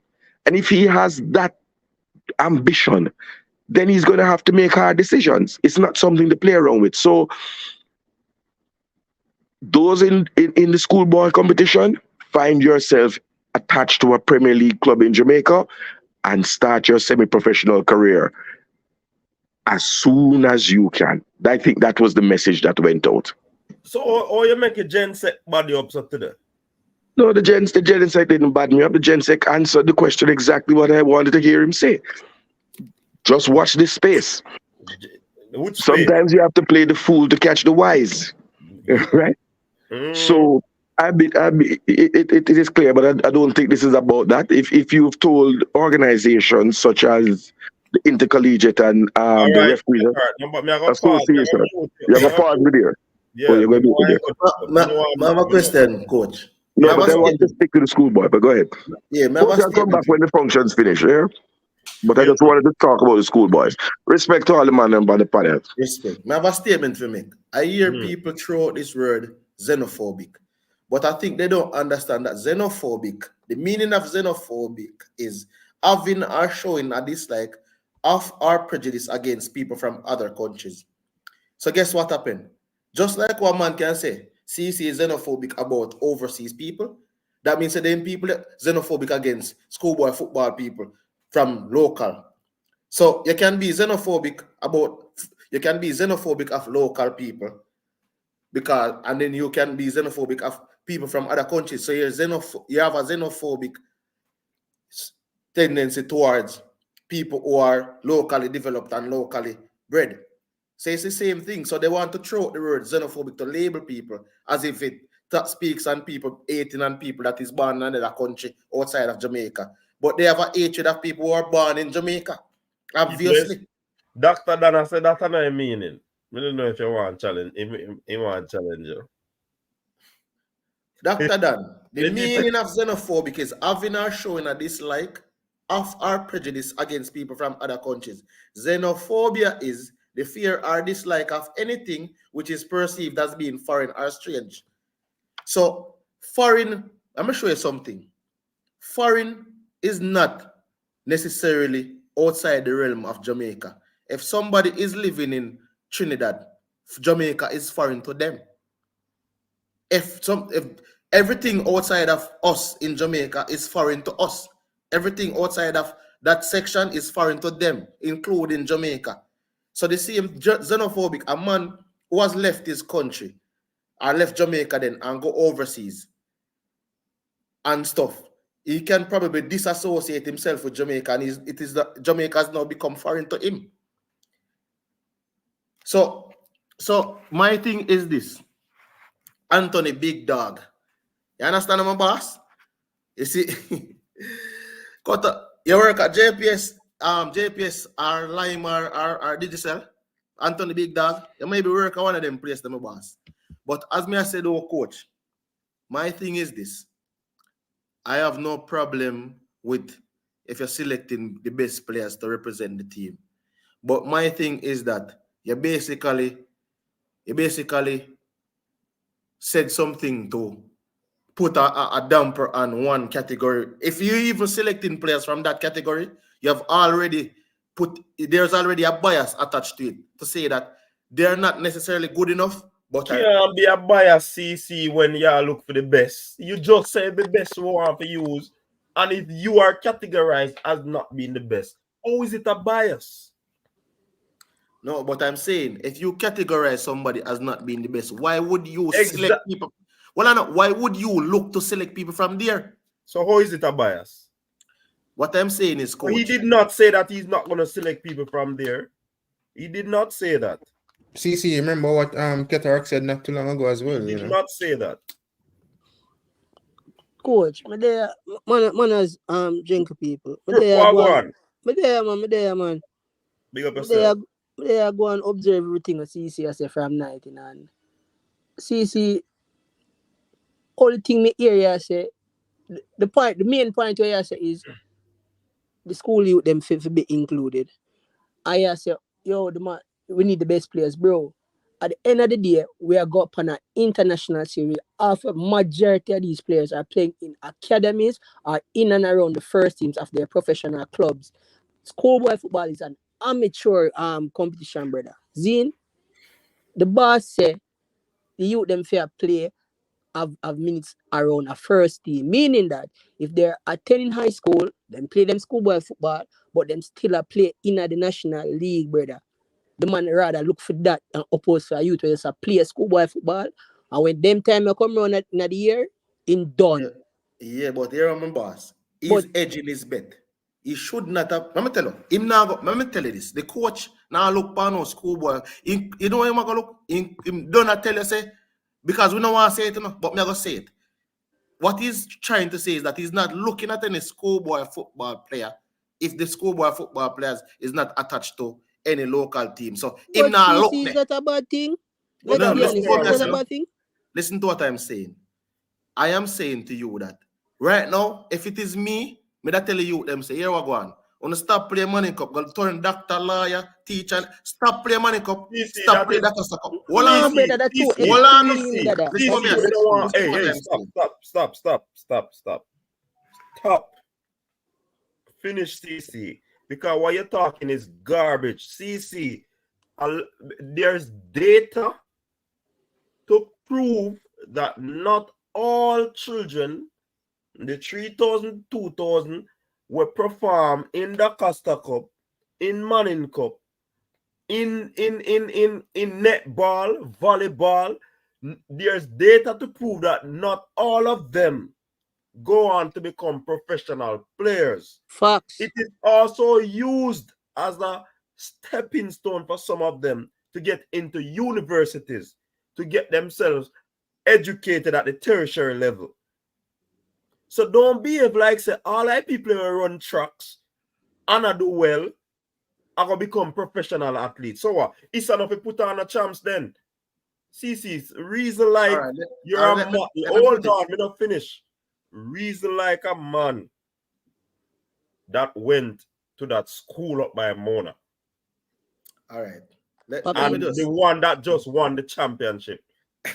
Olivia Shield and the Costa Cup. All right, let me reason it in the context that you want me to put. So you cannot say them to put up all of them something there, because some of these kids do it because of recreational reasons. Remember, me give you a plethora of reasons why they would have gone on to be playing football, or any sport, no matter of fact, All right, so I understand that. So let us look at it like this. You see the section of guys who are playing schoolboy football looking to become professional players. Stop playing schoolboy football looking to become professional players. That is garbage. And that me I tell you again, the man said all the clubs are gonna see them, CC. All them are gonna see them. Schoolboy football is also a platform. It is a stage for them to go on and showcase their talent. So in other words, it would have been a talent search. You get what I say? So when that talent search go out, the Premier League clubs them see them and say, all right, we want you to become a part of the club. So because they have it in their intention to become professional players, that work for them. How many of these players are a part of the clubs that are around the country? CC in the Premier League? Not many of them. All right. Can I, gentlemen, can I say something? Hold on. To me, to what I've seen, what I've noticed, a lot of players have not necessarily been a part of some clubs, because sometimes when you are becoming a part of clubs, some of these clubs tend to want you to sign a contract. It seems in some scenarios you cannot sign a contract as a schoolboy player, because some of them want to go overseas. Some of them want to go overseas, and if you're going into the NCAA situation, you cannot allow yourself to be in a situation where you're seen as being given or getting pay or money. So they can't sign no contract. They are still seen as amateur players, CC. All right, look up. No, I'm saying to you, coach, sometimes, for example, say I want to be affiliated to a club, but I want to play some games in the Premier League. I am 18 years old, but also I'm looking at keeping my options open if we can get into the NCAA thing and get into the collegiate system. But the club is saying to me, in order for you to come and play for us, being affiliated with us, you have to go put pen to paper because you're 18 years old. Then they don't go. Coach, counter argument. So I remember, if you remember last the about January time in our last season, see? Remember there was a huge influx of schoolboy talent playing in the JPL. Those players did not sign semi-pro or professional contracts. They were listed as amateur players to these teams. So them option always go open because most of them went on to college. So CC, all the way I say, you just are going down a circle. You have the outlook of saying that. No, brother. You say most of the. Let me ask you a question. The teams them know talk. Chapelton Maroons are the most players who are amateurs, and we all know how that ended up and how things work out with that. And I don't think they will be having that anytime soon again. But CC, there were other teams that had schoolboy players. They had amateur contracts. Listen to what I'm saying. Never happened with the other teams. The teams that had amateur players, how old were these players? The player at you them were like, when did I play schoolboy football or were any of these players eligible to sign their contract? Yes, brother. Remember say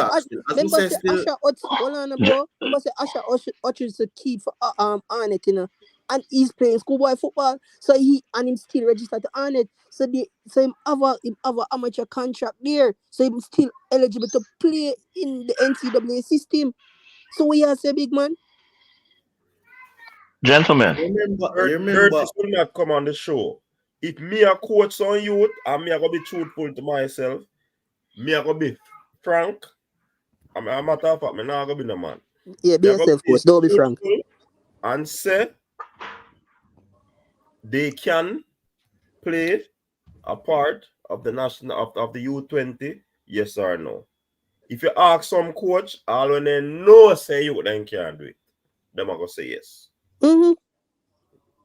And also, coach, you want to put your charges them out there. And to add to that, coach, when answering questions like these, coach, you have to speak about the emotional intelligence of a lot of Jamaicans in these scenarios, because here you have a coach who he's telling the truth, and a lot of people just don't want to hear it. And I feel like CC along the way is just making up a lot of stuff without bringing proof to the table. And as you had I the have next brought panel, proof, but you guys want to hold on. I will stop you right there. I brought proof. I have spoken 99, 2001, 2011. Proof unequivocal. no, CC, All but right, them you not. want proof? Hold on, Okay, hold hold on, on, bro. Hold on, bro. hold You on. want proof? How I am competitive saying to you, those hold teams on. were? How You're saying competitive that those I teams never were? brought proof, but I'm CC, I'm saying not talking about the meaning of the words. I'm saying when you're going CC, to make statements like these players cannot sign to the JPL, and here you have the next panelist saying there was an influx of these players who were still a part of these teams without bounding themselves to a professional contracts, and further went on to say that they went to colleges in the collegiate system in America. So what all are you right. saying then? Pause for your cause. Remember counter CC argument. However, he must say, yo, 99 and 2000.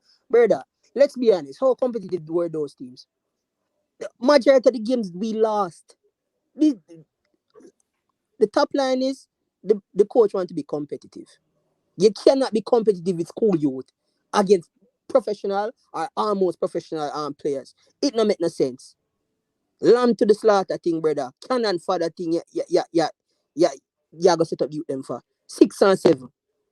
The coach wants to be competitive. We never come out of a group at a U17 or a U20 tournament. So bringing in players, the best, the elite quality players, yes. He said there will be anomalies. So, for example, let's say Whisper did a player this year. A player like Whisper can come into the U20 because he's an anomaly. But he's not necessarily looking directly for schoolboy players. He's looking for a level above. So me personally feel like schoolboy football players and college players from in the state should be eligible because we are playing serious ball game. And really and truly, schoolboy football is really a corner league. Without for lack of a better term. The main goal of these schools is just to win the Manning Cup or the Dakasta Cup.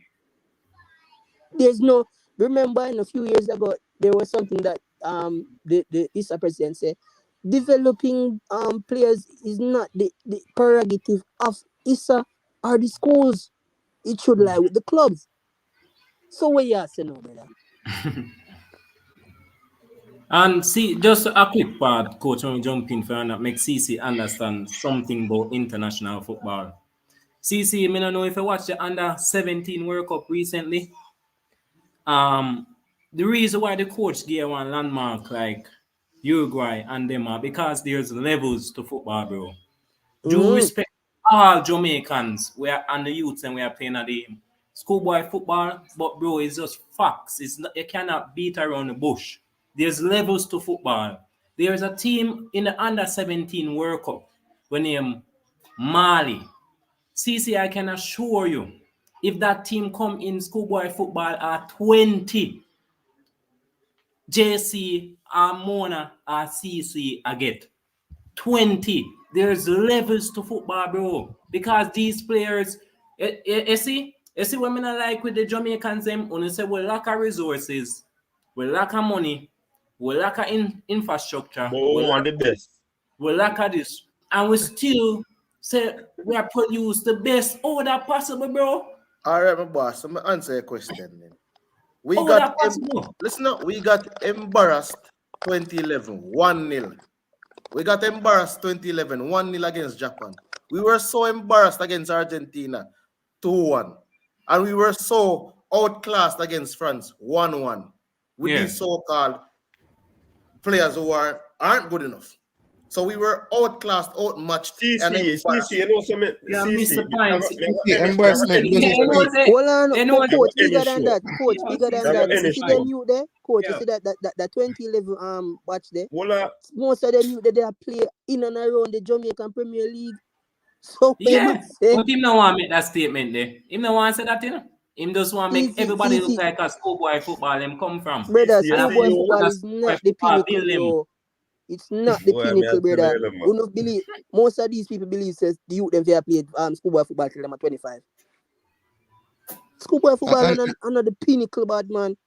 and You CC fair play embarrassment But me doesn't serious said that speak. ball. already, you know, people. Hold on, Yeah. gentlemen. I said that before, you know. CC used that example before, you know. In go and check stats and then something, you know. Me say, how has football changed since then? And CC still come back with result. CC make you stay some man.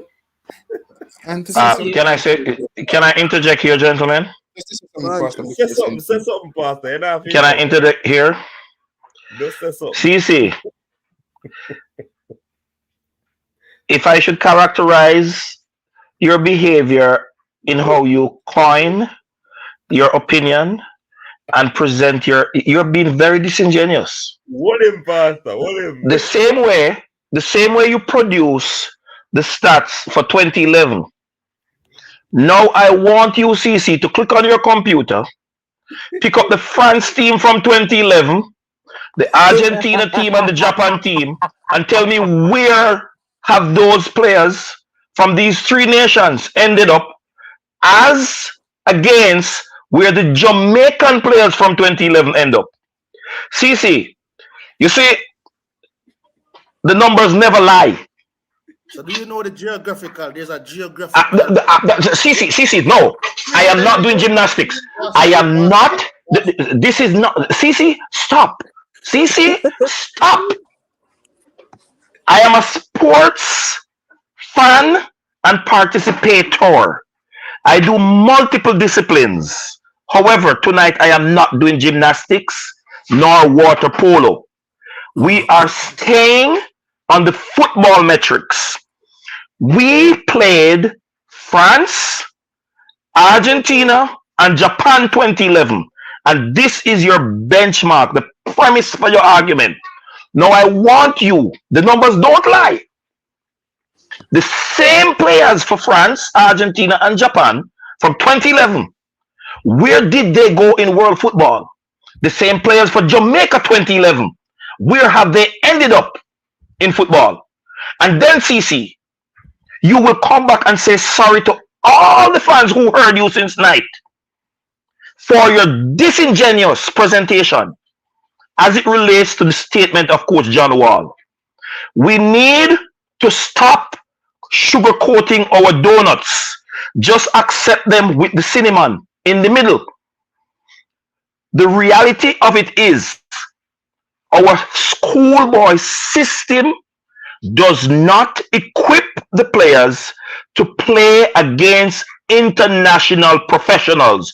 Full stop. It no matter if John Wall come from Mars or Jupiter or Pluto, that is the fact. Salient. It done. CC, I would love if the top 10 best Manning Cup players were at the level to be considered, at least considered, for the national under 20 camp from which the team would be selected. I would love that. But barring the coaches looking at them and seeing them at that level and selecting them for the camp, they're not ready, CC. And here is what's true. A John Wall, I get paid. I feel him credentials upon the line, not Pastor Blake. So if John Wall believes, say, him can do the foolishness that he's been advised to do by these implants by the JFF around the coaching staff to get the locally born players into the program, I feel him CV I go get tarnished. He must know which party I go get walk off and left Jamaica. I saw me see too. You see the statement? You see the statement what CC make? You see statement what CC make so them stop play? No, CC, hold on. No, CC, I just got a breathe. No, CC, you made a statement. CC, no, you made a statement. So the young men who are playing schoolboy football should stop playing and go study law and medicine. Hold on. This statistics is still true today as it was in 2006 when we graduated from university. The largest class in every tertiary institution in Jamaica is the business school. The largest graduating class. So are you suggesting that the students who are going to tertiary institution to study different business But listen to Subject disciplines. CC, Mr. Stop. under CC, 17 or under 20. CC, Mr. Better you Stop. stop. Jamaica, CC, Jamaica. When I was in high school, when I was at high school level, a bank teller in Jamaica had 6 or 7 CXC subject. By the time me graduate university, a bank teller have master's degree. There are levels to this thing, and the world now wait for you. You need to get yourself up to the level, or you are going to be lost, left behind. And it is not, as the ISA president said, it is not the purview of ISA to develop footballers in Jamaica. A JFF need to put systems in place. And I said it earlier, no coach. A lot of the fans took issue with what John Wall said, but John Wall is speaking to the administration of football in Jamaica when he make that statement.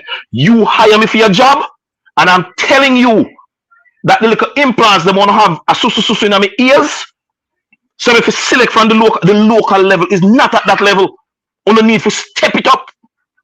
Because if I'm going to be true to the job that you employ me to do, I'm going to have to go where the players are that are at the level to at least compete. You can say what you want to say now, CC.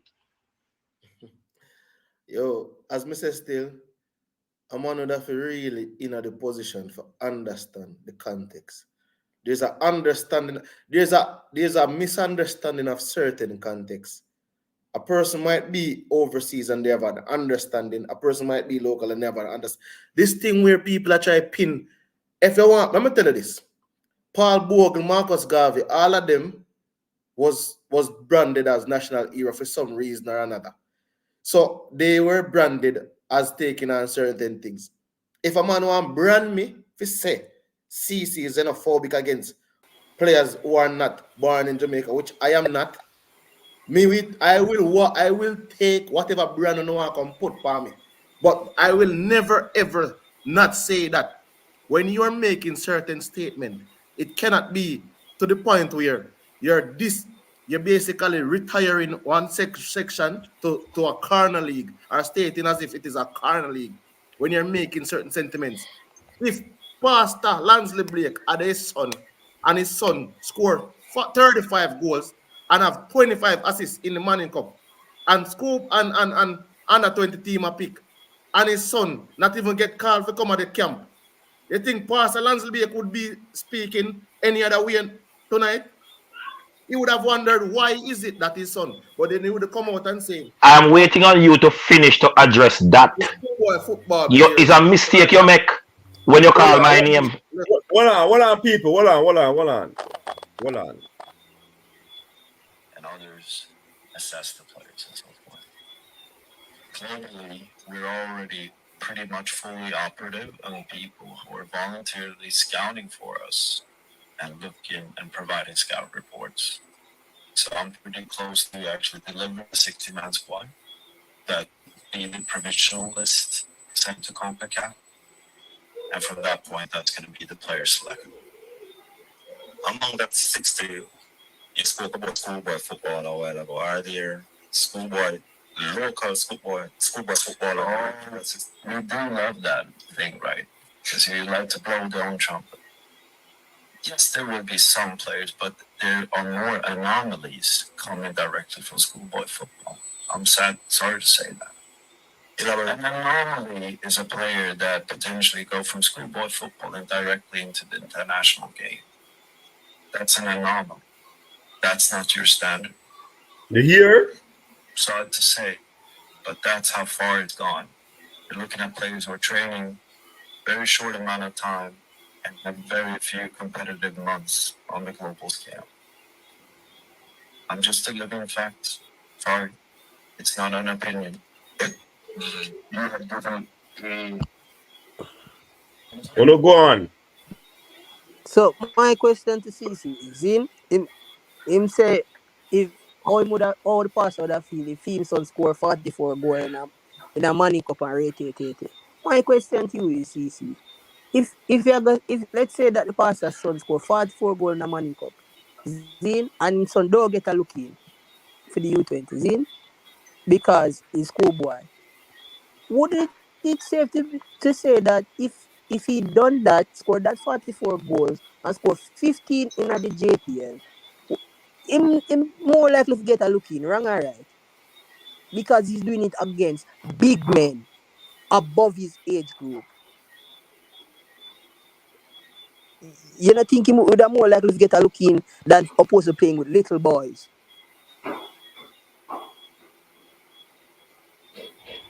Is it that CC wasn't selected back in his days? Um, CC, let me answer you since you had asked that you had used me in your statement. When my son went to the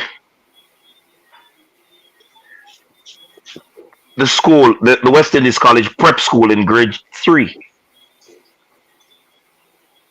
he was selected to play for the school, competing with his grade 6 counterparts. He is at the level where fear is not a factor for him. So he's a very highly regarded defender. But at grade 3, he's the best goalkeeper in the school. You know why my son was able to compete with those guys? One, because of how he was being brought up. And two, I made this statement earlier, and I know a lot of people miss it because they don't care. My son plays multiple sporting disciplines, so he's always engaged physically. He would be a representation of the anomaly that coach spoke about that could make it, that could progress to a higher level, even though the system in which he is playing is below the level required at the international level. And that's what the coach said. You will find players who are a cut above their peers. He's not going to overlook them, but that don't change the fact. The coach went as far as to say, this is not my opinion. It is a fact that the schoolboy system, 200 plus schools, must about 4,000 players, are not equipped to compete with international professionals of the same age group.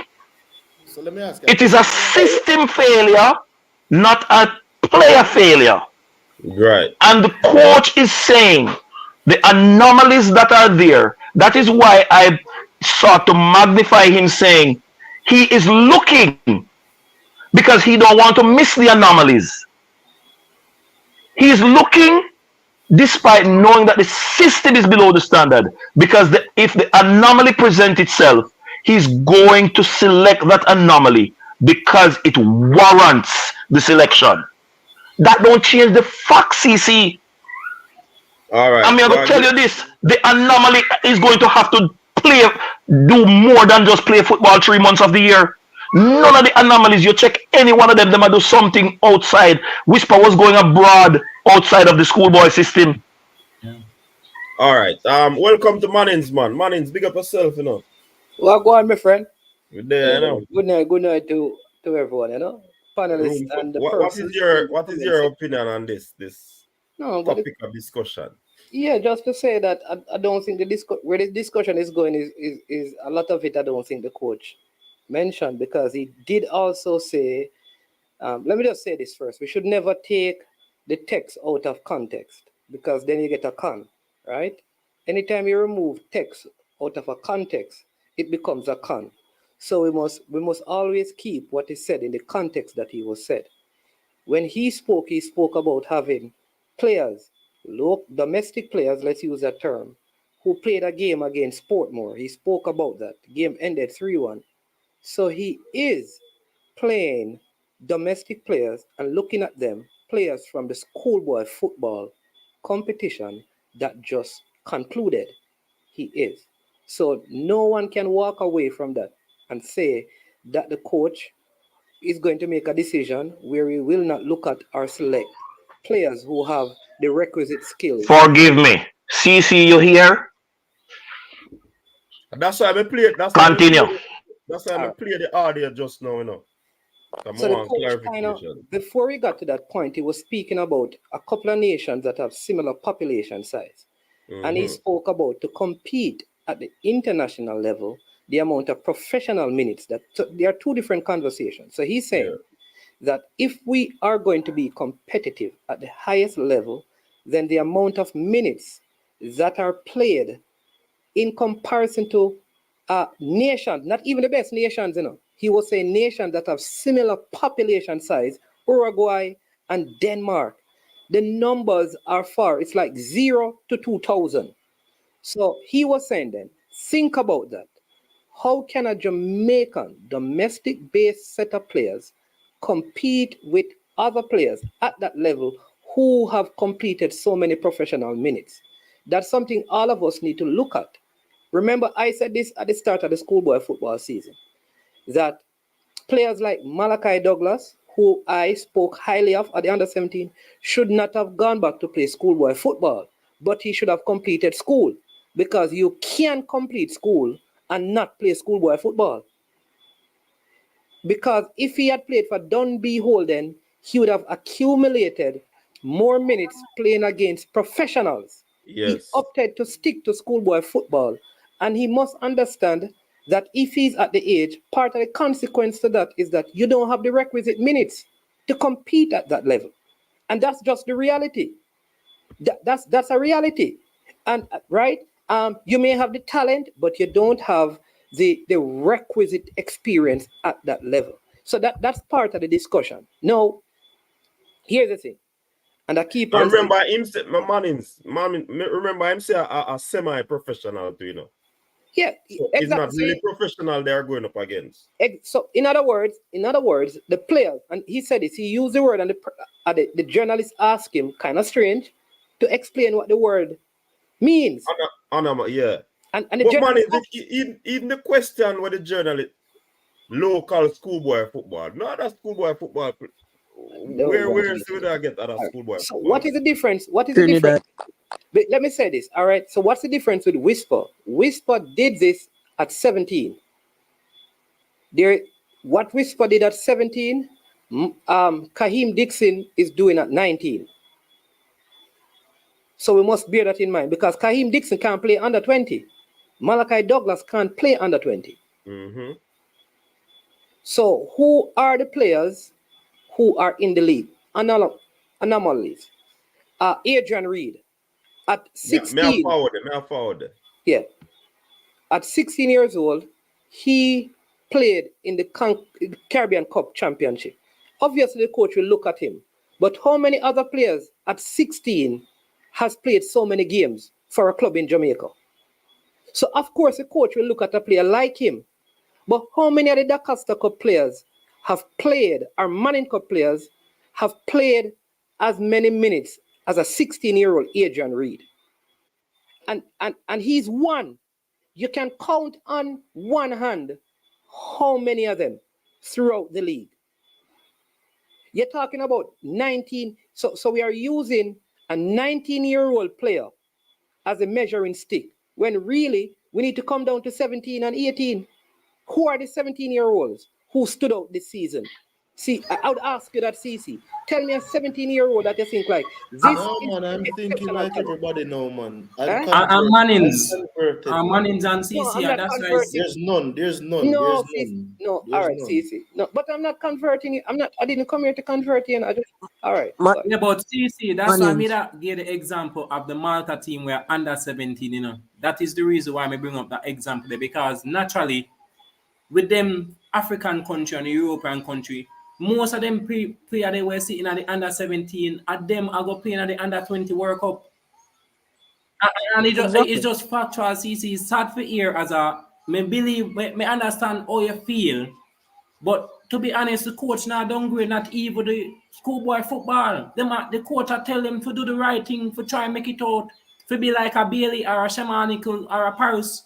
For example, for ball, to do the right way. Nichols Brother, as you even Cataract said before him cut, youths you need to align yourself with that club. And Yeah, it's just just facts. align yourself with that club. That's simple what the man I say. The standard is semi-pro, so align yourself to the highest standard in Jamaica, which Brother, is even semi-pro. if you go play a tier two, Or a and a tier two, play because tier two can go up to the Premier League in Jamaica. That's all. The exactly. general I say now, CC, the man not downgrade no player, You no hear me schoolboy say, player in Jamaica. me know.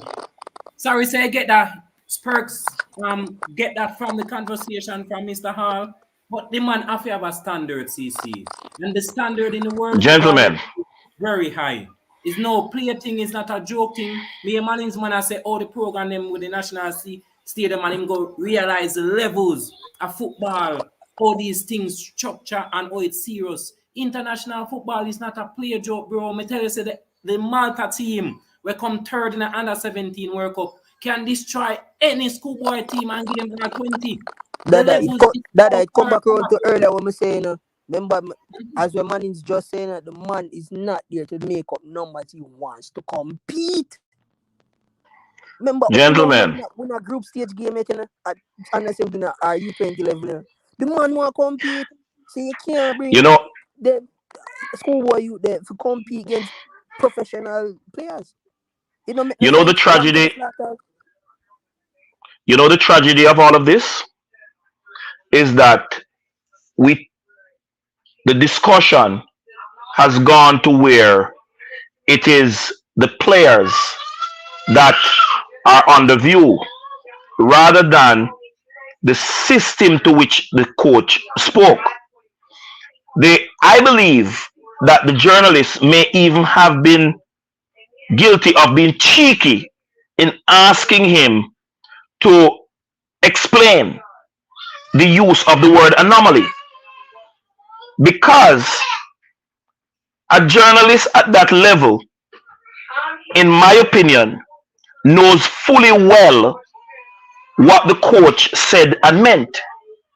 So the fact that the coach went on to define the word within the context of the statement he was making, and we are having to have a discussion about players, simply goes to show that it is not even a nationalist issue, It is a personal issue for the so-called Jamaican fan base as it relates to who is defined as a Jamaican player. It goes to the core that we are still not living the motto of Jamaica out of many one people because we do not see those persons born outside of the landmass of Jamaica as equal Jamaicans. And that is why we are having this conversation within the context it is being coined. As a football fan base, as a people, we are failing to engender the Jamaican motto. There should be no question if you're going to talk about your national team to represent you. We want the best at all times. So if the person has the Jamaican passport, is a Jamaican. And until the so-called fan base get to that level, conversations like this, which only serves the purpose to open wounds, because a young man or young woman in the diaspora having to sit down and listen to this diatribe is literally going to be offended. They're no less Jamaican than those who play in the schoolboy system, and they're playing in a system that is productive and way above the Jamaican system. So there should be no consideration given to anybody below the acceptable level for the international stage. No consideration. Why is it that you know? Why is it that you always go to this, Pastor? Why you know always? Because CC, no, you ask the question. Let me answer you. The reason I always go there is because every time I hear a conversation, Manning's man started this conversation about the context. And I'm going to let you know this. As preachers from Bible, that is where everything is. The context, the pretext, yes, that is where it is at CC. So The hold on, reason we're having this is because you are a product of the Jamaican high school, the Jamaican schoolboy system. You are that product. Well, You listen, President. know the players. CC, you ask why we always go there. I'm telling you why I always go there. Because that is where the truth is. Offended. And I'm saying, you are saying persons are offended, but persons can be offended on both sides. So it's like you're saying that the person who is domestic then should have not take no offense. Because that's what you're saying. Let me tell you this, Pastor. I have friends, I have family overseas. So it doesn't, and they're Jamaicans. They are Jamaicans. My brother are Jamaican, him son are Jamaican. You feel like say you never tell him say the so-called Jamaican fan base don't see it the way you are saying it. No, let me tell you, that is the problem. Whenever a person who is local or locally based say something in regards to them speaking on a topic, it always goes to the point where, oh, you're xenophobic, or you're saying this because you're saying it. No, and it's not that. It's not that, All I'm saying is this. You cannot CC, CC, I just the CC, mindset of the people. CC, The mindset of the people, or the people tend to view things, or the people tend to when they hear certain things, the defensive more them going on. It shouldn't always be like that. Somebody can have an opinion, share the opinion, you disagree with the opinion respectfully, and don't have to slander somebody. So we now have to go in a xenophobic and this and that. Somebody can have an opinion by saying that they like to have the locals. Because the majority that opinion, that opinion is outlawed. That opinion like attack and people like attack same time in the bridge. Maybe have some other man. Or maybe attack and two man I try attack. Now one but me can't stop and the whole of this done, Now nobody can talk when I go talk to the friends. I am saying that people, when me believe, people need to respect people's opinion. You might not agree and have a dialogue or a discourse about it, but me no believe said no disrespect should have happened. What Mr. Wall said, he's coming from a different culture. And if him say it in a theme culture, people now go receive it like, oh, some of us receive it by saying that we are hurt by what he said. You get what I said? It's because Jamaican people they did not want to hear the man say that. That's why this hurt from some people, But it should give us an insight of introspection, look into things and see how the thing go. Yeah. So me finish on the point there. Coach. I was hoping that we had moved past this. Let's say it again, because we seem to have gone deeper into the matter. The real question is, are persons on board with the objective that Coach Wall enunciated today, which was that he would like Jamaica to win the World Cup in 2034? Or we want to see our neighbor play for the national team and we fall at the round of 16 in qualification as we did the last time? Or as we did back with that talented group with Tyreek McGee, failed to come out of the Caribbean round? A coach must be allowed, having made his assessment from March, and I listened to him, he said 80 players he looked at who have been in and out of the camp. And if his assessment, having looked at games, and I think what people would have wanted to see is that he was here and looking at the games, in the stadium, that might have changed some people's perspective. But the fact is, if you are aiming to win a competition, you have to use the best available players. Now, it's surprising, Coach, that nobody said, so what happened to a Jamaican eligible person who has played schoolboy football in England? How now we have fight against him because him can't come in at the side. What happened to a schoolboy in Canada whose mother and father is Jamaican? The coach has said you can't enter into the side unless you are really an anomaly. So it doesn't only apply to domestic local players. He said schoolboy football. There's schoolboy football in America, there's schoolboy football in Canada, there's certainly schoolboy football in England. But some of us just take it up on ourselves, say, boy, the Costa Cup and Manning Cup is this thing. The truth of the matter is, coach, we saw at the Oliver Shield where the two best teams in the country, based on the result, played, and it was a lopsided game. So that's the pool the coach has to choose from. And I am certain when he selects his side or his team, there's going to be a player or so. But what he's saying is, look here, the playtime is over. Get serious and get yourself attached to a JPL club and start playing football. Because you can't play for 3 months. You finish playing, coach, in December, right? You win the finals. The second round of qualification, he said, is in June. So you're not going to play any football for 6 months and still be in the national under 20 team? Is that what we're really saying? So I agree wholeheartedly with Coach John Wall. He has just dealt with the elephant in the room, burst some people bubbles, step on some man clocks. You either go brush off your clocks and go wear tomorrow, or you go fight. But the bar has now been set. And if you want to play in the national youth team, be playing at least semi-professional football. And I think that's more than reasonable.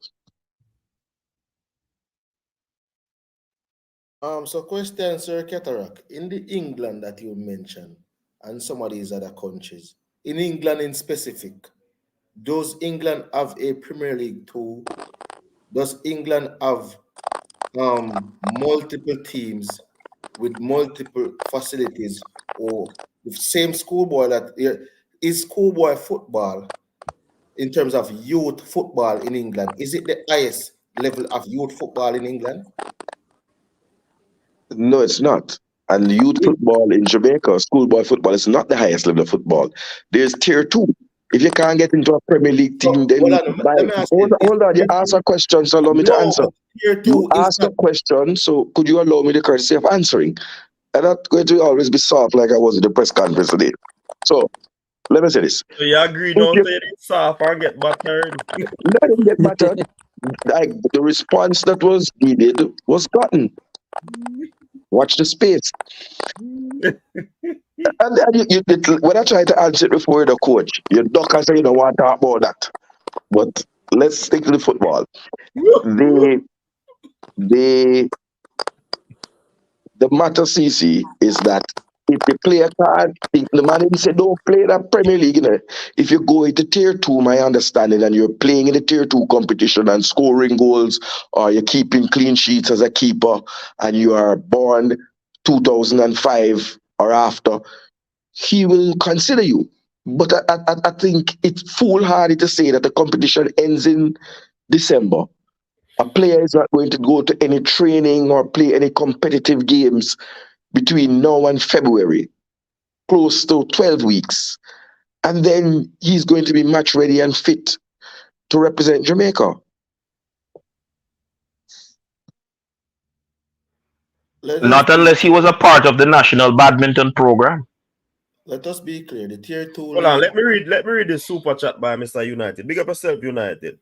Coach, they can't handle the truth, and if every truth was to be known, there will be no peace, like we're experiencing on the stream now. All right, now we have DJ Fatal say if you play schoolboy football, excuse me laughing, people. If you play schoolboy football and you can't make a Premier League team, you should not make the under 20 for Jamaica. Do we agree with that comment? No, not necessarily, because suppose they're at the Premier League level, they're at tier 2 level in your development. Suppose they're at Super League level in your development. So if you're at those levels, you should be a part of the U20. What Remember I'm saying, But the coach Well, talk if I about get minutes, professional if I players, get minutes, if I get minutes in those leagues, and depending on how fast the development I go, maybe, Well, maybe. what I'll say in response to that is, in every situation, there's always exception.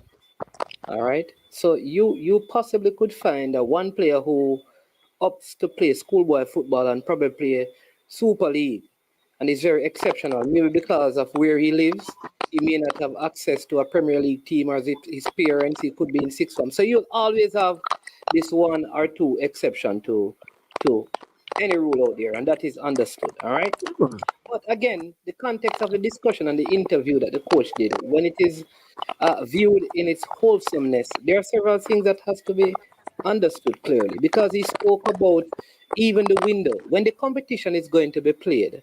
One of the things that and that is why he still has to look at domestic players. He spoke about players in North America as well. And so sometimes when we're taking out the thing, like, we have to look at that, because he did even speak to the fact that there are when the competition is being played, it's not an official window, So he could have the problem of some of the elite players playing in their, say a player, for example, is at Arsenal, that the player may not be able to come depending on whether or not he's in the first team. Not every club will be bound to release the players. And he is also aware of that. That while he wants to get the elite players, he understands that there are difficulties in getting those players, given the fact that the elite players are going to be probably engaged in their clubs. And at that time, it's not an official window. So there are those things as well. And so he spoke about all of those things. And so any one side of the argument that we lean to cannot be good for the football. Because he didn't make any statement to say he's going to ignore domestic based players, and he didn't no, you say did. anything to suggest that he's not going to try and get the best elite players in the top leagues. He didn't say any of those things. He has left it wide open that, listen, I am looking here, I've been scouting there, there is North America. When the time comes, the best players are going to be selected. You may find a player who plays in the domestic league that outshines many other players. And again, sometimes even this, football is kind of a funny sport. There are some positions that Jamaica domestic players have always filled in almost all our teams, and there have been few struggles. Like the area goalkeeping over the years, when you look at our youth teams, even those who have qualified for World Cups and gone far, I think it's just a recent under 17, the goalkeeper that was there plays in the States. But most of the other teams, the goalkeepers, a lot of them, I think Kanaya was at the last under 20 as well. But when you check back, a lot of the positions in the national teams have been filled by goalkeepers who have kept domestic in the domestic league. Because I believe the better goalkeeping coaches can prepare goalkeepers at that level.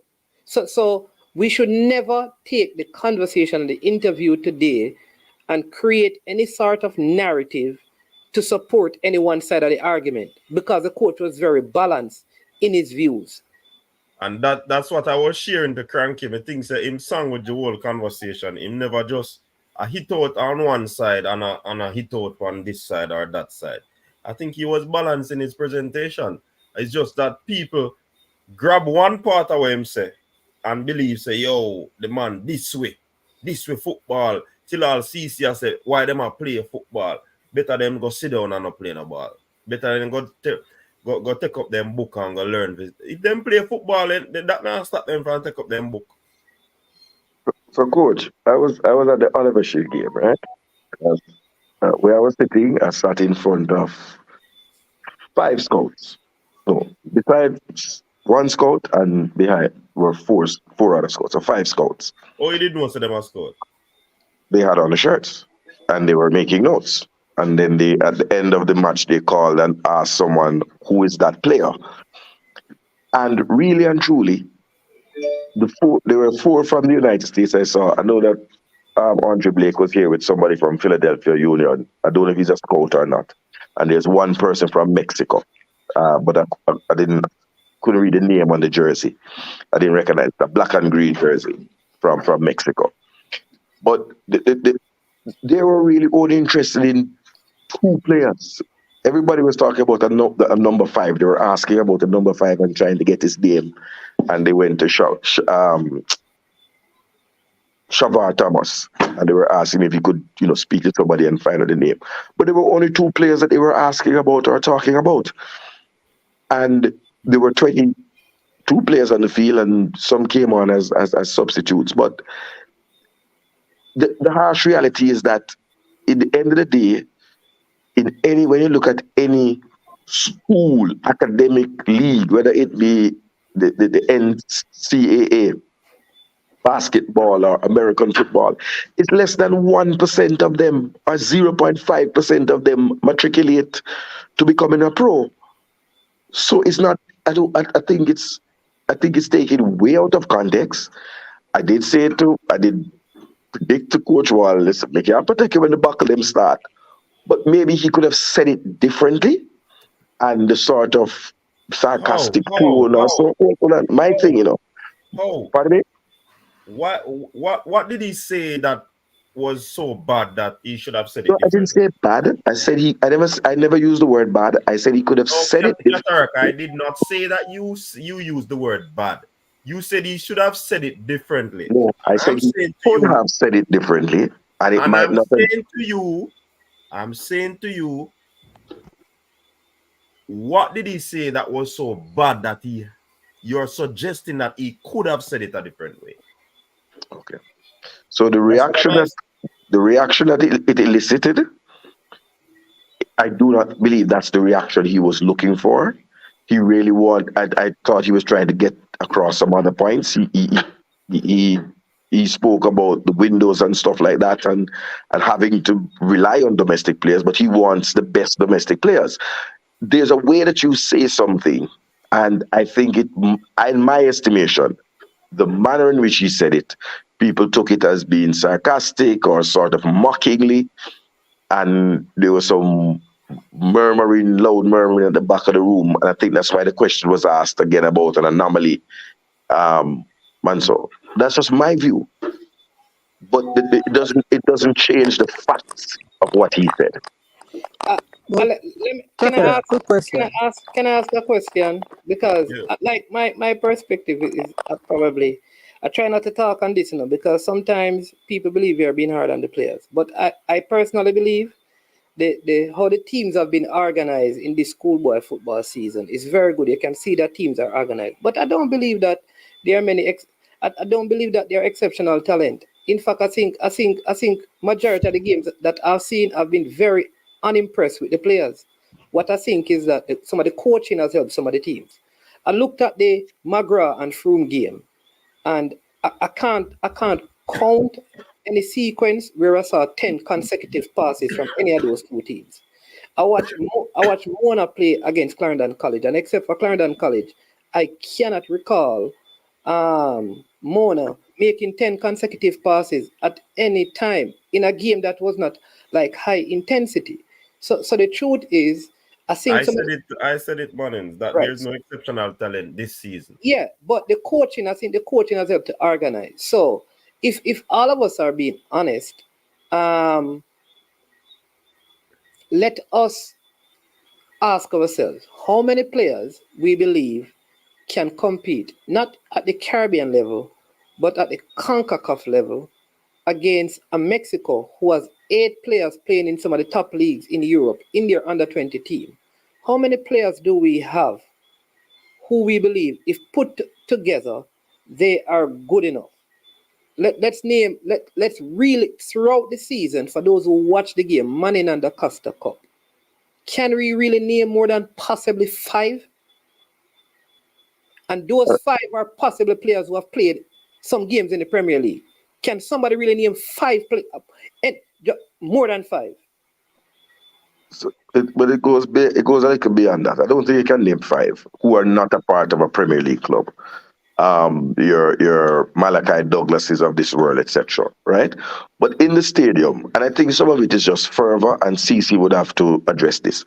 People were literally in the stadium saying Clarendon College can beat the national team. Literally. and man I argue and war out for Brocken at the stadium. Literally big people, including man that sponsor league and those things. So it's not just the regular fan It's a having a school pride. serious argument about. It's So when I school asked the pride, man, I said, so tell me, which of these 4 central defenders we see here can mark Mikel Antonio? And man was trying to literally tell loud in the stadium, you know, say, oh, they will lock down Antonio. Antonio can only play it one man. I said, which of them can deal with the height, strength, and power of Boza in terms of being a holder player? And 6,000 million I get. so I I wouldn't just make think that it's comment. because it's in recent memory, and you know it's coming off a euphoria.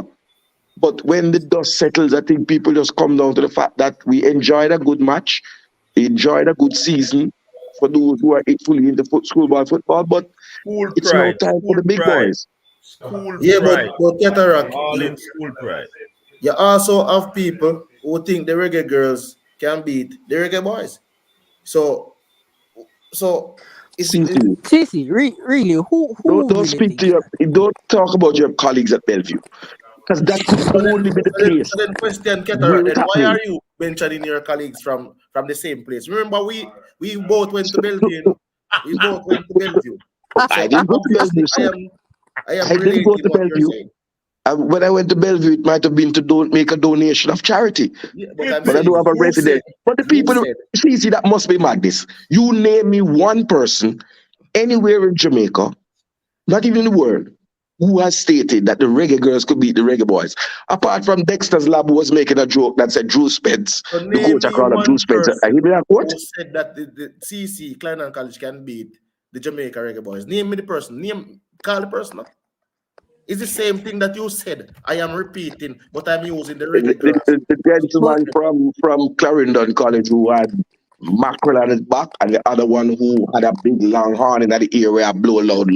Them two. So me name. You name your two. Just to You interject, name your Cataract, two, no man.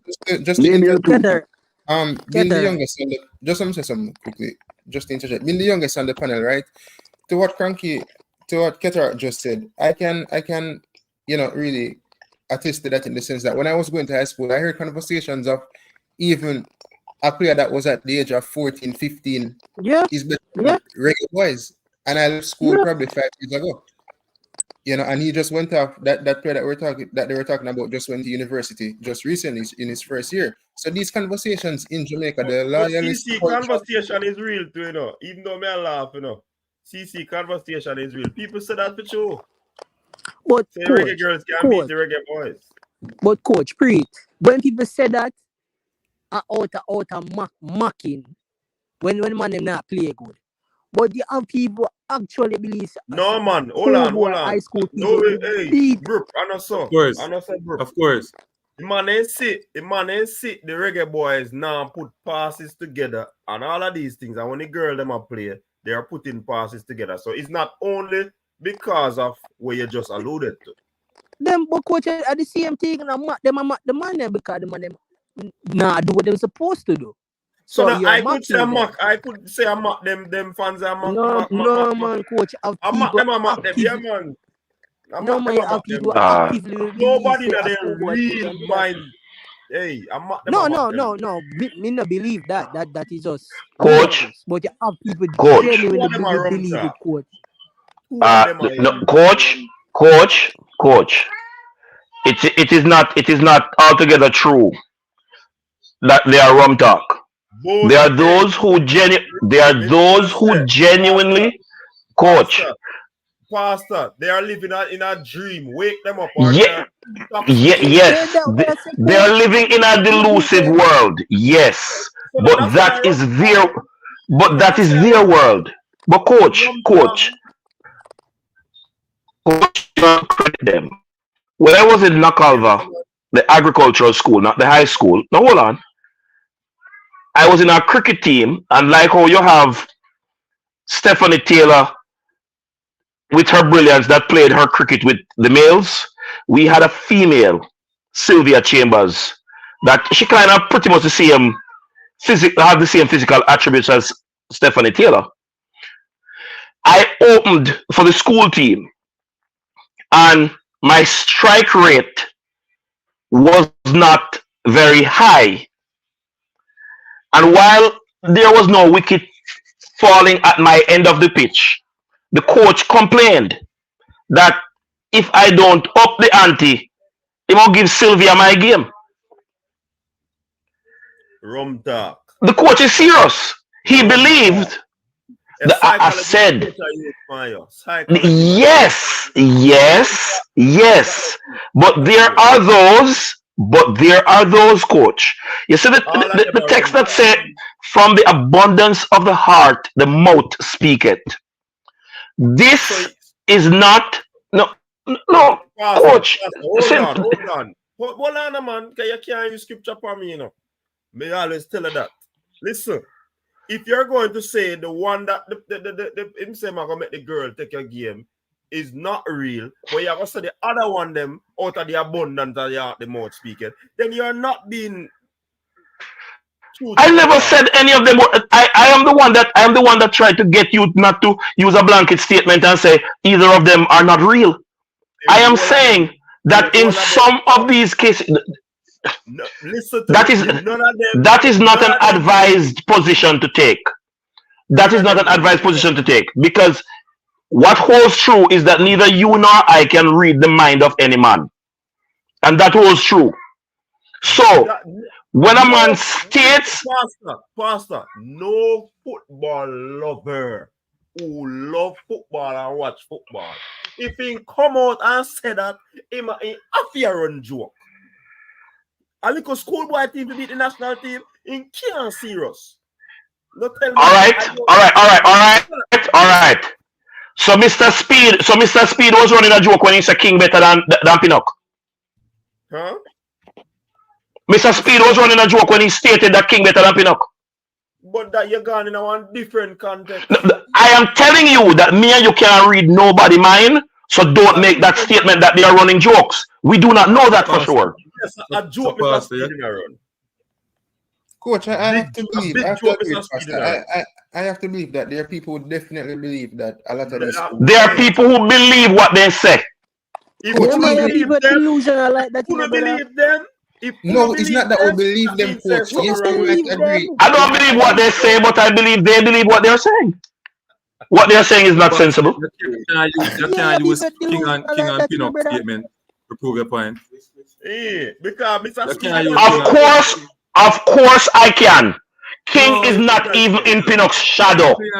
King playing national team. The man playing I am saying to you, King even now is not even in Pinnock's shadow. Playing for the national team. You can't compare him playing for the national team. Mr. Speedy that joke. But then I am going to say to you again, you cannot read Mr. Speed mind any more than I can. I am not taking that from you. I am not taking that from you. You can't read his mind. More ask this question, Coach. Is there an amateur role in the Jamaica Premier League? And CC, and I said earlier there's a amateur players such as schoolboys. They have I'm asking if there's an amateur role, as in there's a quota to how many. Yes, and that is why the Clarendon team had the problem. Yes, there is CC. Preseason when them play. That's why Chapelton Maroons had the issue. Yes, there is. Yeah. All right. So if there's an amateur role, that simply goes back to the point that I was saying that majority of the players cannot play in the Jamaica Premier League if they don't have a contract. Lord God. But anyway, we're not going to go so far. Here we go. But in any event, Coach, what my opinion on the U20 team, I want to see if we can find the best 23 assembled and we can go there and compete and qualify for the U20 World Cup. Right? So that's what I would want to see, for us to find the best 20 talent and get them together. Now that we have corrected the whole coaching issue with not having a coach before the eve of the tournament, and so So for me, we just need to find the best 23 possible, put them together, have our training camps, do our drills and everything, strategize and go out there and compete. We have competed up to the point where we were like a game. The last 2 times, I think we were 1 game away from going to the World Cup. One we lost 1-0 to Damrep, and I think one was goal difference to Mexico, if I'm not mistaken. That's how it go, coach, right? Now, I say for the U20 tournament, the qualification, we lost 1-0 to Damrep. And are U20 or are U17 that? U20 lose Damrep. Yeah, but I'm saying the one with Mexico now, with I think Duki was the coach. Under 23 that. Under 23 that? And Mexico that neither. In the Caribbean that. Never reached us for No man. We had an under 20 tournament before. How long that? Yeah, man, attack, man. Brother, that's all like and a long time, man. At the team with Jerome will be coach with Maggie and yeah. I think Maggie and two of them. With Vasserenals. Big man, me say Jerome was the coach. Vasserenals. Oh yeah, man, Jerome Wade. Jerome Wade, the competition played in the IMG Academy in America. Yeah. Remember, yeah. How did drop out again? Yeah, they missed out on goal difference to Mexico. All right, so we draw with Mexico and all, I think. We missed out on goal difference with Mexico, and we lost to Damrep the last time out. So that's see, and to answer your question about the amateur thing in the Premier League, only 5 amateur players can by any given match at any given day. And amateur player have to be schoolboys, a player under 19. And they can be any amount, but only upon the match card they have to have 5, right, Brian? Yeah, man. I think only upon the match. Never go register any amount, because I think a certain percentage of the Premier League are your squad have to be professional players. So I don't know about any amount. Yeah. So that's why, but then Brian, that's why I said to a lot of the guys that some of the youth them I try to get a scholarship. So enough of them they really are gonna sign a contract. And if you now go sign a contract, Brian, why you go put up? You're not gonna have too many of them in your team because you are running a semi-professional outfit which still relies on you selling players and you're running a business. So you're not gonna sign too much of them. CC, do you realize that several of the Manning and the Costa Cup players are already 19-year-old? And so those players should not even be still playing schoolboy football. They should have already been semi-pros in the team in the clubs. No, but there's a reason why, Pastor. Look at this like this. Some of those players, Pastor, have not necessarily gotten the grooming like some players.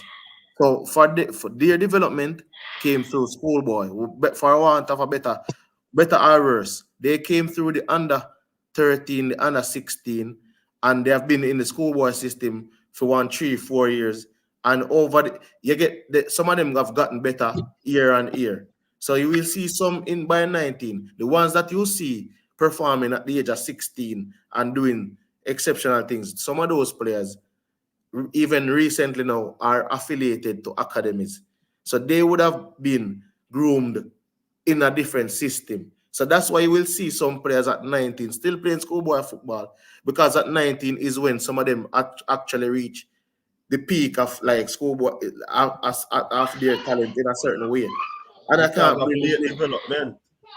Yeah, because of the development, man. So I think so if they were to come out of the school system, the development for them would not necessarily translate the same. While recently, it's different for the younger ones. CC, you have just spoken to the definition of the word the coach used. That's an anomaly. That's not the widest cross-section of the players. We all develop at different rates. So we will reach our developmental levels at different age. We can agree on that. I'm saying to you, at age 19, it means you're upper 6 if you're paying attention academically.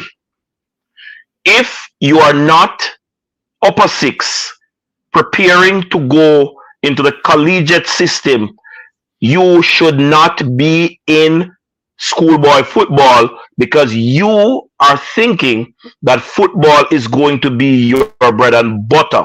You need to go where the development Mm-hmm. is geared for that. Mm-hmm. Any schoolboy player who is 18 years old and above, who is not thinking academically, meaning you're using sports to pay for because you're from a poor family like I came from that can't afford college fees. So you're using sport as the vehicle to get you there. Any schoolboy player who is 18 and above who is not in that grouping should find them ass into the semi-pro system in Jamaica. They should not be playing football in the schoolboy system because you are being penny-wise and pound stupid. And that brings us to the end of the show because people, Manning's man will be having Coach John Wall on the show in another 15 minutes. So guess what? Me I done that show, you know. Give a little time to go refresh or do no one to eat some food and whatever. And then Yeah, man. we go watch the Manning's man show. I think we have exhausted Manning's this topic. open the lines. Yeah, Coach, will Flitters boss be over there? Big up Pastor, to Brian, big up to CC, big up to Unseen, big up to Pastor, big up to Kishan. I have a question for Pastor Coach. Pastor, you're Yeah, from man, Monday, right? Yes, I was born at the Mandeville Public Hospital. I heard you mention West Indies College Prep, and I once went there, you know, great institution. Okay. What year did you go to West Indies College Prep? I graduated in 2013. You graduated from prep school in 2013. Yeah. Very good. Yeah, there. I'm left prep. I'm not gonna prep. Anyways, people, but just telling us that I don't issue, you know. I understand. left them school in the 90s, but anyway. Anyways, big up for yourself. Bridges are across the road, you know. Big up the people in the comment section, the whole massive, the whole crew. Tomorrow I triple treat again now, so I'll do this all over again. So now I get quadruple treat because a good while now we don't show up, you know. So hopefully we can do the Saturday, Sunday, and right back. Is it me? Big up for Yeah, yourself. we're there to coach. Yeah, see. No man, the more glad there for a few, but then possibly not. You see, but you know, coach, you know what the funniest thing is? There's a possibility that my child will be dual. But anyway, let it just stay like that. Your style and your flavor make the city rock. They must say the season come out with a bang. Coach Minzy, best round here. Remember that.